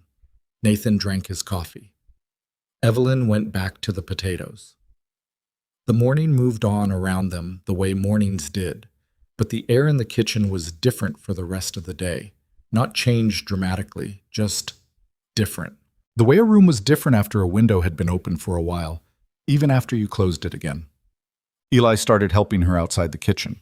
This was his own idea, and she hadn't suggested it. He appeared one Saturday when she was in the root cellar doing inventory, assessing what they had, what they were running low on, what would need to be accounted for in the order Nathan was planning to make before the roads got worse, and said, "I can write the list if you tell me what to put on it." She handed him the pencil and the scrap of paper she'd been using and called up what she found on each shelf, and he wrote it down with the same precision he brought to biscuit making, in a clear and practical hand. When they came up from the root cellar, Nathan was in the kitchen and saw them together, Eli with the supply list in his hand, and something crossed his face that he didn't manage to close off fast enough. Something that was not quite pain and not quite the opposite of it. "South shelves are getting low," Eli said. He handed his father the list. Nathan took it. He looked at the handwriting. "This yours?" "Miss Evelyn called it out. I wrote it down." Nathan nodded. He looked at the list and then at Eli, and then back at the list, and whatever that expression had been, he had it managed now. "Good thinking," he said. It was 2 words. But Eli stood slightly straighter for the rest of the morning and tried not to let it show that he had. She watched all of this from the stove and thought, this is what's been missing. Not the household management, not the cooking, the occasions. The reasons for people to be useful together, to look at each other and say good thinking, to hand something between them and have it mean more than the thing itself. She kept making the occasions. She enlisted both boys for different things. Thomas to churn the small amount of cream she'd been saving for a butter that was more about the process than the quantity. Eli to help her sort the spice shelf, which had never been properly organized and which drove her privately crazy every time she looked for something in it.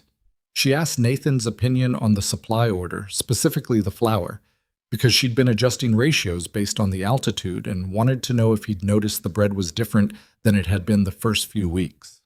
He had noticed.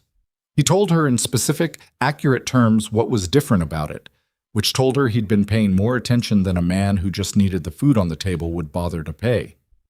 She adjusted the ratio further and put a loaf in front of him at supper 2 days later without saying anything about it.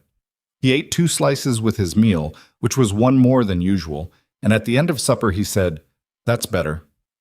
"I thought so too," she said. Thomas looked between them. "What's better?" "The bread," Evelyn said. Thomas took another piece to verify and delivered his verdict. "It tastes the same." "It's better," Eli said, with the authority of someone who had spent enough Saturday mornings in this kitchen to have developed an opinion worth having. Thomas looked at his piece. "Okay," he said, unconvinced but willing to defer, and ate it. Nathan caught her eye across the table, and this time he didn't look away quite as fast as he usually did. The trouble when it came from outside. She'd been at Blackridge for 10 weeks when a man named Harlan Price came to the ranch. She didn't know his name at first. She heard his horse in the yard on a Wednesday afternoon when Nathan was inside, which was unusual. Nathan was almost always outside during daylight. And she heard voices on the porch, and the quality of one of them made her go still at the stove the way sounds sometimes made you go still when something in them was wrong without being loud. She could not hear the words. She heard the tone. The other man's voice had the particular register of someone who was accustomed to saying things that other people found difficult to refuse, who had practiced the language of pressure until it sounded almost like conversation. Nathan's voice was shorter, more clipped. She put the wooden spoon down and went to the kitchen window that looked over the side of the porch. She could see a portion of the man's back. A good coat, the kind that announced the owner's financial situation, dark brown, well cut. He was holding his hat in his hands and he was smiling at Nathan the way someone smiled who had been taught that smiling was a tool. Nathan was not smiling. The conversation lasted 9 minutes. She timed it without intending to, counting in the way she sometimes counted things when she was managing an unease she didn't want to show. Then the man put his hat back on and went to his horse and rode back down the long drive without hurrying, the way a man rode when he was sure he'd be back. Nathan came inside. He went straight to the basin and washed his hands, which he did when he was working through something. He washed them longer than necessary. "Who was that?" Evelyn said. "Harlan Price." He dried his hands, didn't turn around. "He's been buying land in this county for 2 years, small parcels mostly, ranches that couldn't hold on, and he's interested in Black Ridge. He's been interested in Black Ridge since Clara died." He put the towel down on the basin edge. "He came once before, a year ago. I told him the same thing I told him today, which is that it's not for sale." She looked at his back. "But..." He turned. His face was controlled, but she could read the control, what it was containing. "The drought last summer hit the south pasture harder than I let on. I've had 2 bad seasons in a row. The cattle numbers are down, and they won't be back up until spring at earliest." He said it flatly, the way he said things he'd been holding for a while. "Price knows it. That's why he came back. He's been watching the county land records, and he knows exactly where I stand." She said nothing. She let him finish. "I'm not selling," he said. I want to be clear about that. But I also want to be honest with you about the situation here, because you deserve to know." He stopped. "If something changed, if it became..." He couldn't finish it. "Are you worried you're going to lose the ranch?" she asked directly. He looked at her.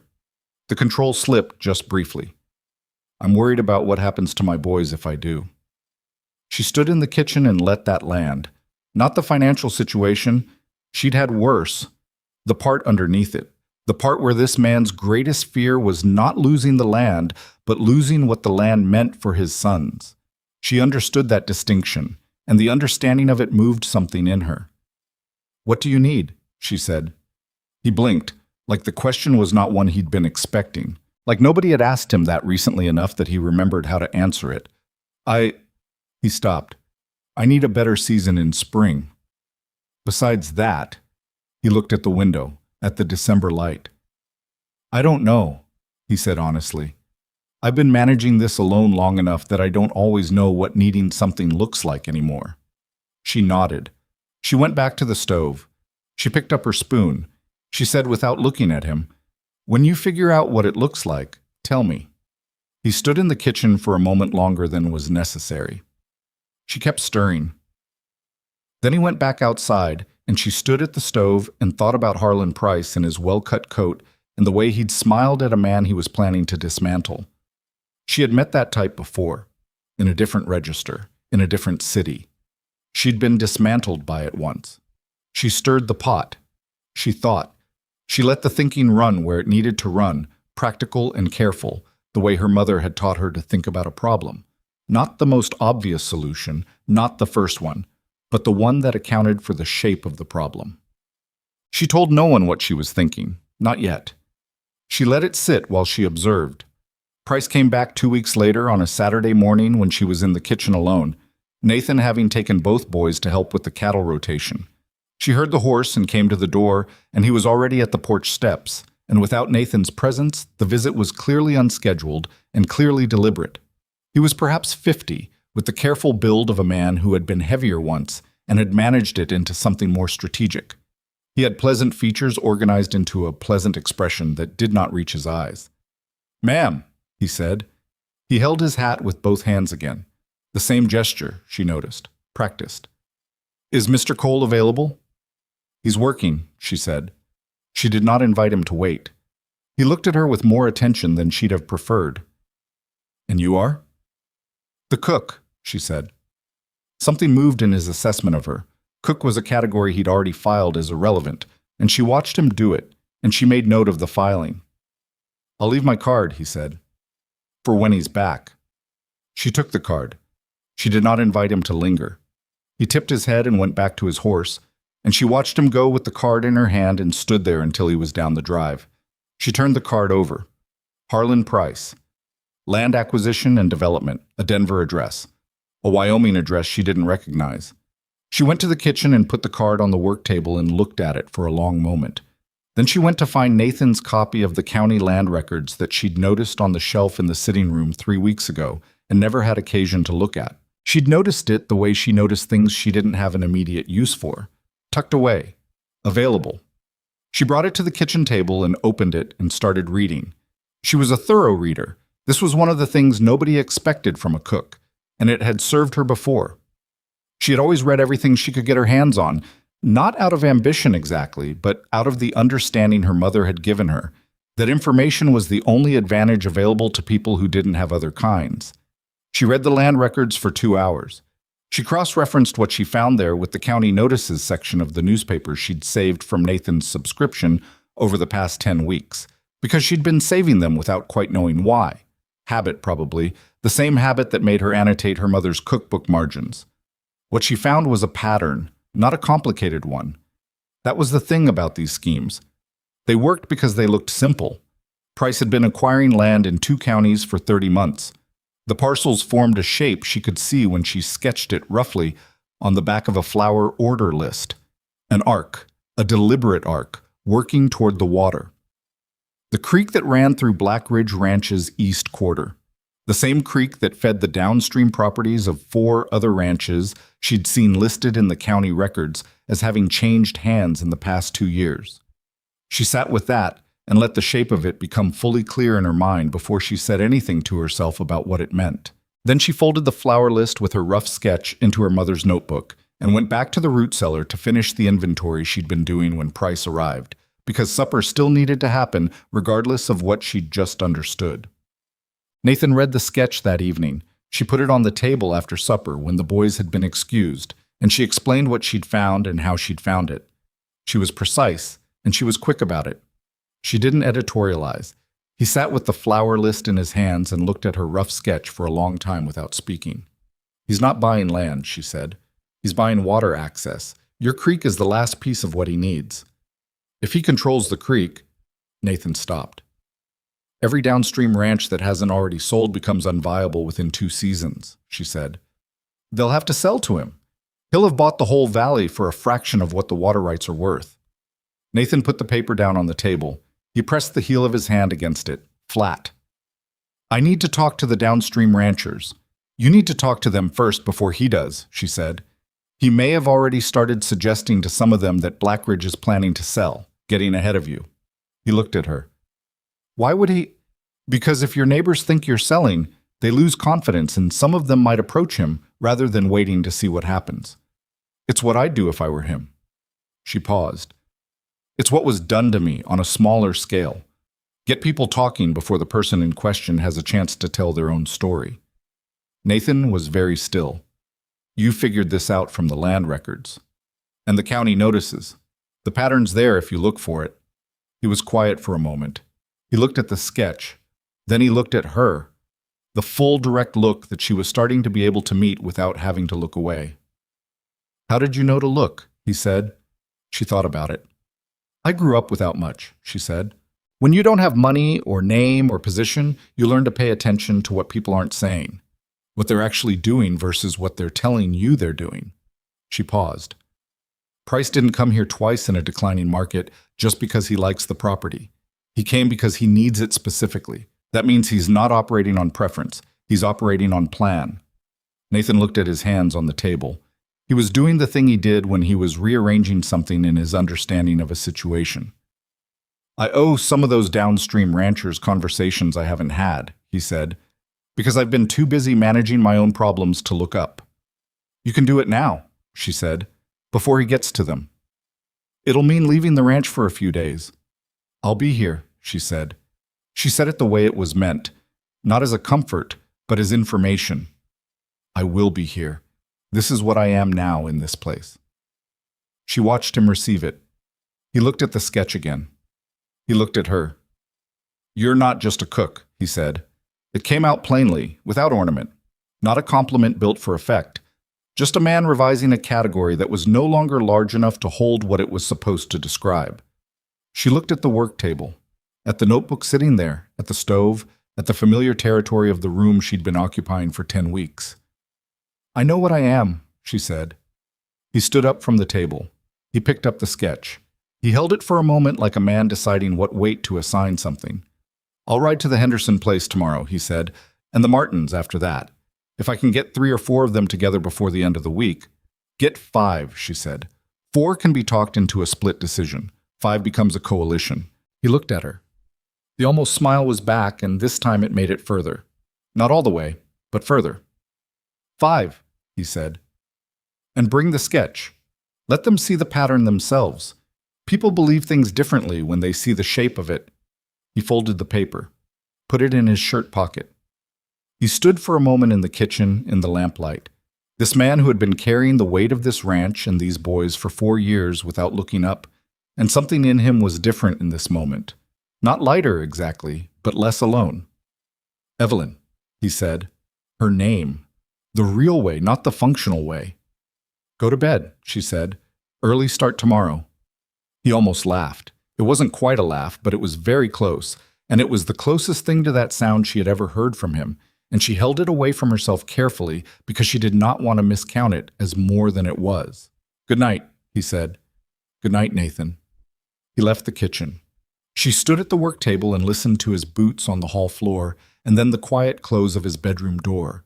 And she stood in the warm kitchen alone and opened her mother's notebook and wrote in the margin of the flour and water page, 10 weeks. The house knows what it is now.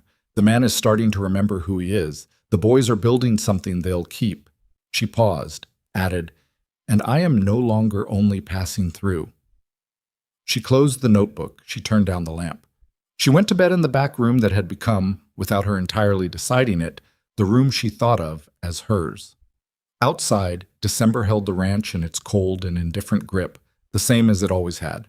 But inside, the warmth that the kitchen made every evening went further than it used to, reaching down the hall and up the stairs and into the rooms of people who were, slowly, imperfectly, with all the hesitation that damage required, learning to let it reach them. Nathan left before dawn on a Thursday, with the sketch in his shirt pocket and 3 days of cold riding ahead of him. Evelyn stood at the kitchen window and watched the shape of him disappear down the long drive in the dark. Just the sound of General's hooves on the frozen ground, and then nothing. And then the silence of a ranch morning without the person who anchored it.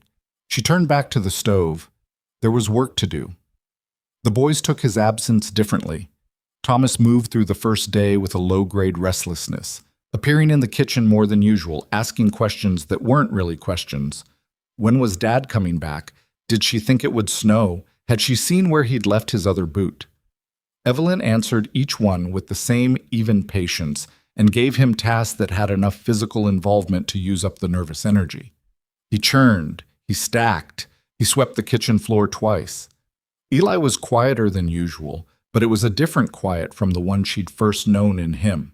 Not the sealed, managed quiet of a boy protecting himself from something, but the thoughtful quiet of a person holding a situation in their mind and examining it from different angles.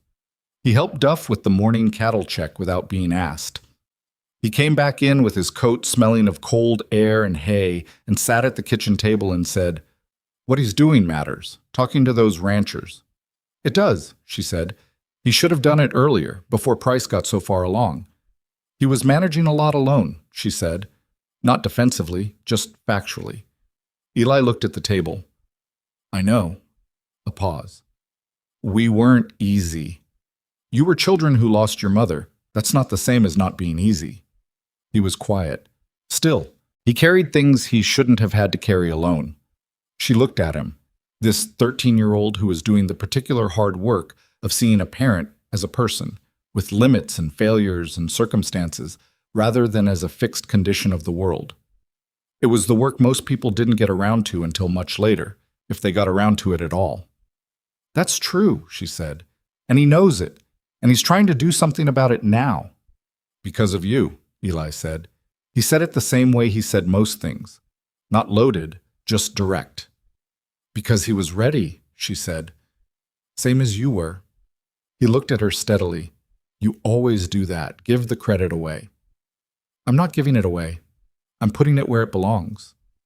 He shook his head slightly, in the manner of someone who disagreed but had decided not to press it.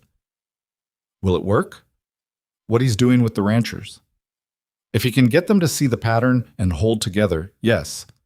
Price needs the creek because without it, the rest of what he's acquired doesn't produce what he needs it to produce. Nathan has the one piece that makes or breaks the whole scheme. 5 ranchers acting together have options that each of them alone doesn't have. And if they don't hold together? She stirred the pot on the stove. Then we figure out the next step. But they'll hold. People hold when they understand what they're actually protecting. Eli sat with that. Outside, Duff was crossing the yard toward the barn, moving in the unhurried way he moved in cold weather, steady as a clock. The sky was white at the edges and going gray in the middle, the particular combination that meant snow before evening. She would have liked you, Eli said. Evelyn kept her eyes on the pot. My mom, he said. She would have liked the way you think about things. She let a moment pass before she answered. I would have liked to have known her, she said. From everything you and Thomas have told me, she was worth knowing. She was. He said it simply, without grief's usual weight in it, not because the grief was gone, but because it had shifted into something he could carry without it stopping him. The apple butter's almost gone, by the way. I checked the cellar this morning. She nodded.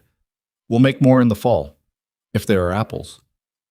There's an apple tree on the east side of the property, he said. Past the creek bend. It's old. We used to pick from it when I was little. He paused. I forgot about it until just now. Show me in the spring, she said. He looked at her. He heard what was underneath the words. The spring, which was months away, which presupposed she was still here. He heard it, and something settled in his face, and he said, Okay, and got up to go help Duff, and she stood at the stove and let herself feel, privately and without making anything of it, that she had just said something she completely meant. Nathan came back on Sunday. She heard General in the yard late in the afternoon, and Thomas heard it first. His hearing was calibrated for the sound of that particular horse, and was at the door before Evelyn had put down the knife. She let him go. Let Eli follow. She stayed in the kitchen and listened to the sounds of a reunion that was not dramatic, just 2 boys and their father in a yard. Thomas talking before Nathan had fully dismounted, Eli standing near General's head with his hand on the horse's neck, and Nathan's voice, tired and something else she couldn't name from this distance. She had the coffee hot. He came in carrying trail dust and cold, and the particular look of a man who had covered ground in both the physical and other sense. He sat at the table without taking off his coat, which was unusual for him, and she set the coffee in front of him and sat across. 5, he said. She let out a breath. All 5 held. All 5. He wrapped both hands around the cup. Henderson was the hardest. He'd already had a conversation with one of Price's men, not Price himself, one of his representatives, who'd suggested that the creek might be subject to a county resurvey, implying the current property boundaries might not hold. He was trying to introduce doubt, she said, make Henderson think he was legally vulnerable before approaching him with an offer. That's what I figured. I showed him the sketch, showed him where the other parcels were, where his land sat in relation to the whole pattern. He drank the coffee. He was quiet for a long time. Then he said the words I didn't expect. Which were? He said, I wondered why he wanted that particular stretch of creek frontage so much. He'd noticed it and hadn't been able to name what it meant. The sketch named it for him. Nathan looked at his hands. People aren't stupid. They just sometimes need someone to put the shape in front of them. That's what you did, she said. That's what your sketch did. He looked at her directly. 5 ranchers are going to the county land office together next week. Present the pattern, formally. Ask for a review of the resurvey request, which turns out Price actually did file 6 weeks ago. It's sitting in a queue. He paused. 5 signatures on a formal objection changes the queue. She thought about that. What about Price himself? He won't stop because 5 ranchers objected. No, but he'll have to work in the open now. He can't use the resurvey as a back-channel pressure tool if it's been publicly contested. And if the county reviews the acquisition pattern, Nathan pressed his lips together. The county clerk is a man named Aldous Briggs. He's been in that office for 30 years. Henderson said Briggs looked at the pattern on the sketch, and his expression did something specific. What kind of specific? The kind a man's face does when he recognizes something he should have caught sooner, Nathan said. Aldous Briggs is not a man who likes to have missed things. She felt something shift in her chest. Not triumph, exactly. Something quieter and more solid. The feeling of a thing having been caught before it could finish becoming worse. It's not over, Nathan said. Price has money and patience, but he doesn't have the element of a plan nobody's noticed anymore. That's a different fight. A fairer one, she said. Yes. He looked at her steadily. He knows someone mapped it. One of the ranchers mentioned, without saying who, that a pattern had been identified. Price's man who was talking to Henderson asked how. He wanted to know who'd been looking at the land records. She held his gaze. Does that concern you? It would concern me more if nobody had looked. He said it evenly. You did the right thing. I want you to know I think that. She nodded once. And I want you to know something else. He put the coffee cup down. He was doing the thing where he'd prepared himself to say something and was now executing the preparation before he could revise it. I told the other ranchers about you. She looked at him. What about me? That you'd found the pattern. That you'd spent 2 hours with the county records and the newspapers and put together what none of us had seen. I didn't say more than that. He paused. But I want you to know I did not say it. I didn't take the credit for it. She looked at the table. Something in that landed in a place that had not been reached for a long time.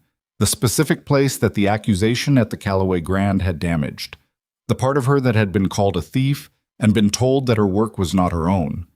Nathan had told 5 men that a woman named Evelyn Hart had seen what no one else had seen and had brought it to him, and that was the opposite of what Callaway had done. And she felt the difference of it in a way that was not small. Thank you, she said. I should be thanking you.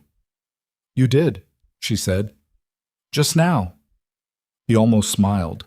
He was tired, genuinely tired, the kind that went into the bones from 3 days of cold riding and hard conversations. He needed food and sleep, in that order. She got up and put supper on. December went on. January came. Harlan Price made one more visit to Blackridge in the first week of January, and this time Nathan met him at the gate rather than the porch. Evelyn watched from the kitchen window. The conversation was brief, 5 minutes, not 9. Price did most of the talking. Nathan did very little. At the end of it, Nathan said something she couldn't lip-read from this distance, and Price looked at him for a long moment with the expression of a man revising a calculation he'd been confident in, and then he wrote out. Nathan came into the kitchen and poured himself water from the pitcher and drank it standing up. He made an offer, he said. What kind? The kind that was meant to seem generous, more than the land is worth on the open market. He set the glass down. 3 times what it would fetch if the creek wasn't the issue. She said nothing. I told him the ranch was my son's inheritance and I wasn't in the business of selling things that belonged to them. He was still looking at the glass. He said sons could be set up well financially. I told him I was less interested in setting them up financially than setting them up as people who knew where they came from. He picked up the glass, turned it in his hand. He didn't have a ready answer for that. No, she said. He wouldn't. He set the glass down again. He looked at her. He'll try other angles. Henderson warned me. He's patient. So are we, she said. The we came out before she thought about it. She heard it after it landed, and she did not take it back. Nathan heard it too. She could tell by the way he went still for just a moment, the way stillness worked in him, the way he used it to hold things while he decided what to do with them. Yes, he said. We are. Neither of them said anything else about it, but the words sat in the kitchen like a thing that had been added to the inventory, something new on the shelf that would need to be accounted for. The conversation, the real one, the one she'd known was coming for weeks without knowing when, happened on a Saturday in late January at the kitchen table after the boys had gone to bed. She had not planned it, and she did not believe he had either, because it did not come out the way planned conversations came out. It came out the way true things came out, with the awkwardness of something that hadn't been rehearsed. She was writing in her mother's notebook. Not a recipe, just notes. The kind she wrote in the margins when something needed to be said somewhere. When Nathan came back downstairs, she'd thought he'd gone to bed. He was in his work shirt, no coat, and he stood in the kitchen doorway for a moment looking at her at the table with the notebook and the lamp. Can't sleep, he said. Sit down, she said. I'll make tea. You don't have to. I know. She made the tea. She set it in front of him and sat back down with her own cup, and they sat in the kitchen in the lamplight the way they had sat in it many times now, the way that had become its own kind of language between them. He turned his cup in his hands, he opened his mouth, closed it, tried again. I've been thinking about what happens in the spring, he said. She waited. If the ranch stabilizes, which I think it will, if the cattle numbers recover and the season isn't as hard as last year, I'll be in a different position than I'm in now.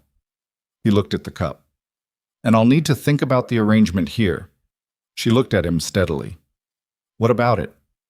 It's not enough, he said. What I've been paying you, and what I've been... He stopped. I have not been treating you the way I should be treating you. Not badly, but not... He was clearly a man who had prepared more for the decision than for the words. I hired you as a cook, and you've been something else for a long time, and I haven't said that, and I should have. She put her tea down. She looked at him. Nathan, say what you mean. He looked up. He met her eyes. He had his father's stubbornness and his own grief and 4 years of managing everything alone, and all of it was there in his face right now, along with something that was none of those things. I don't want you to be the cook, he said. I want you to be... He stopped, tried. I want you here, not as hired help. I want you here as the person you've been for the past 3 months, which is the person this house has needed, which is the person I... He stopped again. She waited. I'm doing this badly, he said. You're doing fine, she said. He looked at her. Something in her voice, the evenness of it, the fact that she wasn't making his difficulty into a performance, helped him. She could see it help him. I'm not asking you to replace Clara, he said. I want to say that clearly.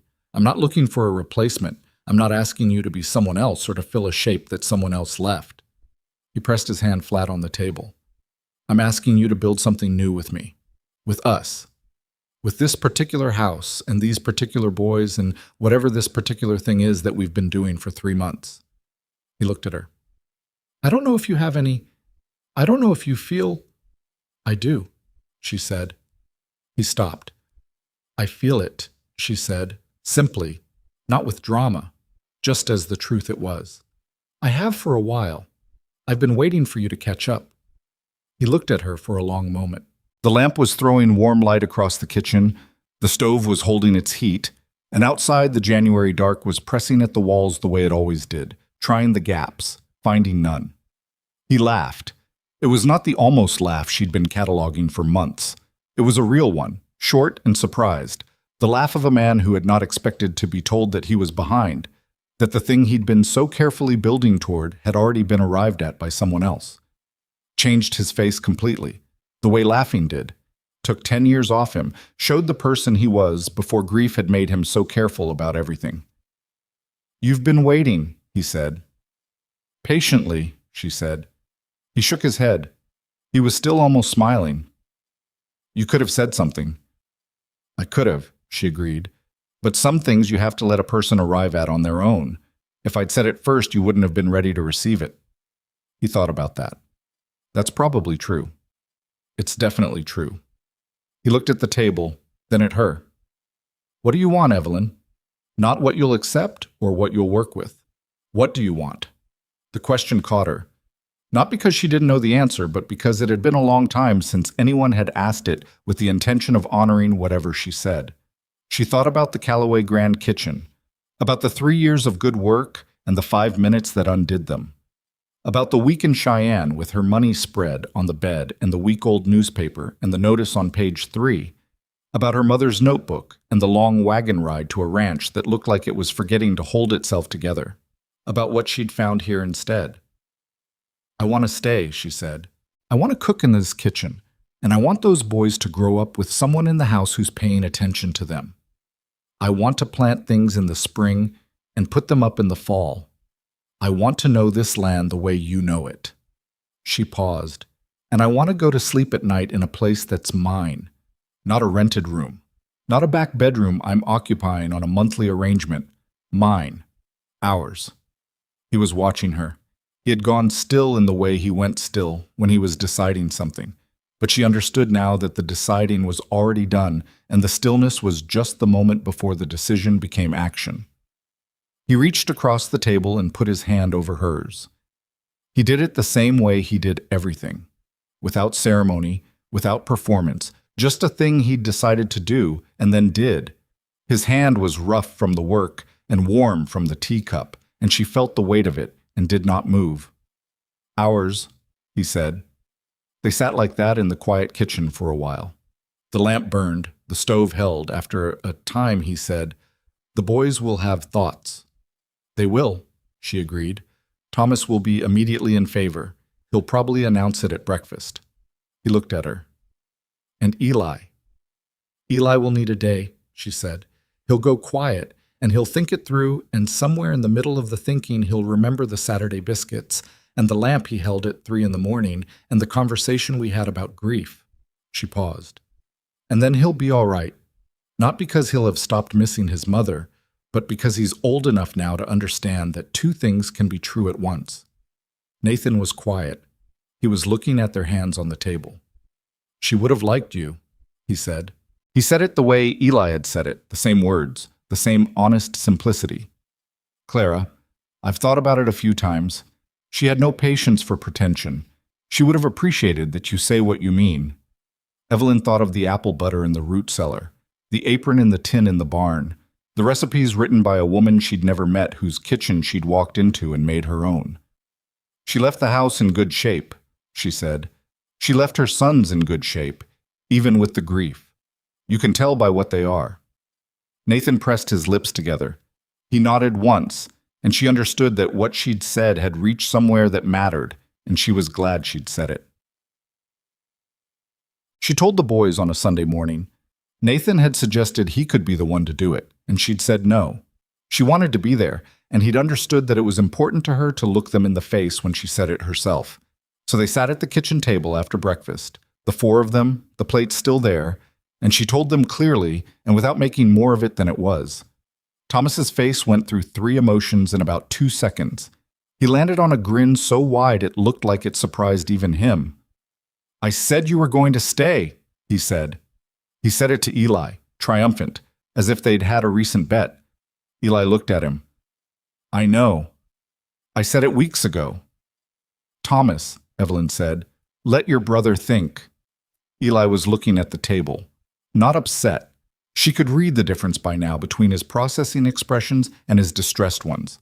He was working through something, the way he worked through things, slowly and with care. "It won't be the same as it was," he said finally. He said it to the table. "No," she said. "It won't be. Nothing that changes is ever the same as it was." He looked up. "But it'll still be... she'll still be..." He was looking at his father. "Mom doesn't just go away." "No," Nathan said. His voice was low and certain. "She doesn't. She's in this house. She always will be." He looked at his son steadily. "I'm not asking you to let go of that. I'd never ask you that." Eli held his father's gaze for a moment. It was one of those looks between a father and a son that had more conversation in it than any words had yet managed. All the years of working alongside each other and mostly not saying things, all the grief and the silence and the winter mornings and the slow, difficult process of learning to be in the same house together as people rather than just as family. "Okay," Eli said. Then to Evelyn, "You're still going to teach me to cook." "Every Saturday," she said, "and Thomas can't always be in there." "Hey," Thomas started. "Sometimes," Eli said, looking at his brother with the measured authority of someone 2 years older and at least 4 years more patient. "Not always." Thomas considered this as a negotiation. "Fine," he said, "but I get to do the biscuits." "You can do the biscuits," Evelyn said. "Those are my biscuits anyway," Thomas said to no one in particular, with complete confidence, and took another piece of toast. Nathan looked at the table and at his sons and then at Evelyn, and his face in that moment was the most unguarded she'd ever seen it. Not the late-night tired face, not the almost smile face, but something underneath both of those. The face of a man who had stopped bracing for what was coming and started looking at what was already there. She held that look for one honest moment and then reached for the coffee pot because the cups needed refilling and somebody had to keep the practical world running even in the middle of the significant ones. In February, the 5 ranchers filed their formal objection with the county land office. Aldous Briggs, a man of 30 years' tenure and apparently of the opinion that he had not missed things in those 30 years and was not about to start, reviewed the acquisition pattern and referred it to the county assessor for a formal investigation into whether the resurvey request had been filed with full and accurate disclosure of the applicant's existing land interests. Nathan got the letter on a Tuesday and read it at the kitchen table while Evelyn was making soup, and he read it twice without speaking, and then he put it down and said, "Briggs is opening a formal review." She kept stirring. "How long will it take?" "Months, probably, but while it's open, the resurvey is suspended." He set the letter flat on the table. "Price can't move on the creek until the review is resolved." "And the other ranchers?" "Holding." Henderson said at the last meeting, they've been meeting monthly now, the 5 of them, which they should have been doing all along, that Price's representative hasn't been back to any of them. "He's regrouping," she said. "Or he's moving on to somewhere easier," Nathan said. "Either way, we have time. Time to get the cattle numbers back up, time to get the ranch on steadier ground." She put the spoon down and looked at him. "You said we." He looked at her. He heard it the same way she'd heard it from herself in October, the word landing after the fact and demanding acknowledgement. "I did," he said. She picked up the spoon. "Good," she said. "Come on." The apple tree on the east side of the property, past the creek bend, was older than the ranch itself. Eli showed her in March when the ground was still cold but the light had started to mean something again, that particular shift in March light that was not quite warmth yet but was the announcement of it. The tree had a thick gnarled trunk and branches that went in 4 directions without apparent preference, and at its base the ground was different, softer, darker, the particular earth of a tree that had been dropping fruit and leaves in the same place for decades. Thomas was already climbing it before she'd finished looking at it. "He's been climbing that tree since he could walk," Eli said. He was standing next to her with his hands in his coat pockets. "Mom used to stand here and watch him." She looked at the tree, at Thomas hauling himself up to the first major branch with the absolute confidence of a boy who knew a tree well. "It's a good tree," she said. "It'll fruit in August," Eli said. "If the spring's decent." "Then in August we'll make apple butter," she said. "You can help me figure out the ratio. You're better at the measuring than I am." He looked at her sideways. "You're better at measuring than anyone I've ever seen." "I know," she said, "but you need to practice, and letting you think you're better at something is good pedagogy." He stared at her. "That's slightly dishonest." "It's completely dishonest," she agreed, "but teaching often is in the early stages." He turned this over, clearly deciding whether to be offended or amused. He landed on a look she'd come to know well, the Eli look, the one that was 90% suppressed and 10% escaped, and shook his head. August, he said. August, she said. Thomas called down from the branch above them. I can see the south pasture from up here. Can you see the cattle? Eli called back. A pause. Some of them. Good. Count them. I'm not going to count them. There's like 40. Count them. It's useful. Thomas made a sound of theatrical suffering, but Evelyn heard him start counting, half under his breath, and she looked at Eli, and Eli looked at her, and between them passed the specific look of two people who were in on the same thing. The formal marriage was quiet. A county clerk, a short ceremony. The 5 ranchers and their wives who had become, in the months of monthly meetings and shared difficulties, something close to community. Duff stood near the back in his good coat and didn't say anything, which was entirely in keeping with who Duff was. And afterward he shook Nathan's hand and then looked at Evelyn and said simply, "Good." Thomas cried. He denied it immediately and comprehensively, but his face told the truth. Eli did not cry. He stood next to his father during the ceremony, and then stood next to Evelyn for a moment afterward, and he said, I finished the book, my mom's book, the stories. She looked at him. It was good, he said. There were some parts I hadn't remembered. Good parts or hard parts? Both, he said. Mostly good. He looked at his shoes for a moment and then back at her. I'm glad you used the apple butter that first night, the jar from the cellar. She thought about that first night, the jar she'd almost put back, the conversation she'd almost steered differently. I almost didn't, she said. I know, he said. I could tell, but you didn't put it back. He shrugged in the way he shrugged when something mattered more than he wanted to show. That was the right call. She put her hand briefly on his arm, and he let her, and they stood in the cold March air outside the county clerk's office with Thomas in the background telling one of the ranchers' wives about the cattle he'd counted from the apple tree, and Nathan a few feet away talking to Henderson about the spring water levels with the ease of a man who had neighbors now rather than just adjacent landowners. She stood and looked at all of it. She had come to Wyoming with a suitcase, a notebook, and a name that someone else had tried to ruin. She had arrived at a ranch that was slowly forgetting what it was for. She had not come looking for any of this. Not the boys, not the man, not the community of ranchers who now knew her name as the woman who had drawn the sketch that stopped Harlan Price's plan long enough to give them all a chance. She had come looking for a kitchen where she could work and a place far enough from Cheyenne that the damage couldn't follow her. What she had found instead was harder to name and worth more than anything she'd known to look for. There was a thing her mother used to say, not in the recipes, but in the kitchen, in the morning. The difference between a cook and a woman who feeds people is that the cook is working and the woman is choosing. Every time you put something in front of someone, you're making a choice about what they deserve. Make the choice like you mean it. She had meant it. Every meal, every Saturday morning, every 3 a.m, lamp holding and flour measuring and pot stirring and honest conversation in a warm kitchen while the Wyoming dark pressed at the walls. She had not known she was building something. She had just been doing what she knew how to do, the way her mother had taught her, not performing care, but practicing it, daily, in the specific and ordinary ways that added up to something a person could live inside. That was the thing nobody told you about belonging. It did not arrive. It accumulated. It was made out of small repeated acts, out of staying when it would have been easier to go, out of being present in the room where the warmth was, and letting people find their way to it when they were ready. She had stayed. She had cooked. She had held the lamp when someone needed the lamp held, and she had not made it into more than it was, or less than it was. And here she was.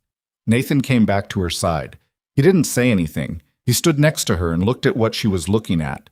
Thomas, now demonstrating something to the rancher's wife with his hands, Eli nearby with his coat collar turned up, Duff walking toward the horses with his usual unhurried certainty. She took Nathan's hand. He was wearing his good coat, and his hand was still rough from the work and warm from being alive. And he squeezed her hand once, briefly, the way people did things that cost them nothing and meant everything. Ready? He said. She looked at the wagon, at the road back to Black Ridge through the cold March air toward the kitchen that was hers now in every way that mattered. I've been ready, she said. He made the sound that was almost a laugh, and had finally, in the past few months, started finishing itself. He helped her up to the wagon seat. Thomas climbed in the back and immediately started a story about something he'd seen on the way into town. Eli sat next to his brother with his hands in his pockets and his face tipped up at the sky, checking the weather the way he'd learned to check it, practically, with the eyes of someone who understood that knowing what was coming was how you prepared for it, rather than just endured it. The wagon moved down the road. The cold air smelled of coming spring, that particular not quite yet that was its own kind of promise. The mountains were the same as they'd always been, present and indifferent and enormous, holding the valley the same way they always had. But inside the wagon, going home, was a family that had not existed 6 months ago, assembled from loss and circumstance and stubbornness and the daily decision to try again, and that was not nothing. That was, in the end, the whole of it, not the perfect version, not the version without grief or difficulty or the long, uncertain middle where nothing was resolved and everything was possible. The real version, with its imperfect biscuits and its almost laughs and its 3 a.m. lamp holding and its sketch on a flower order list that had held 5 ranchers together long enough to matter. The version where 2 people who had both lost things looked up from their separate losses and found someone else looking up at the same time, and decided, carefully, imperfectly, without any guarantee, that looking together was better than looking alone. That was the version Evelyn Hart wrote in the last margin of her mother's notebook in March of 1885, on the road home to Black Ridge Ranch. We are not what we started as. We are what we chose to become. And the choosing, she wrote, is the whole point.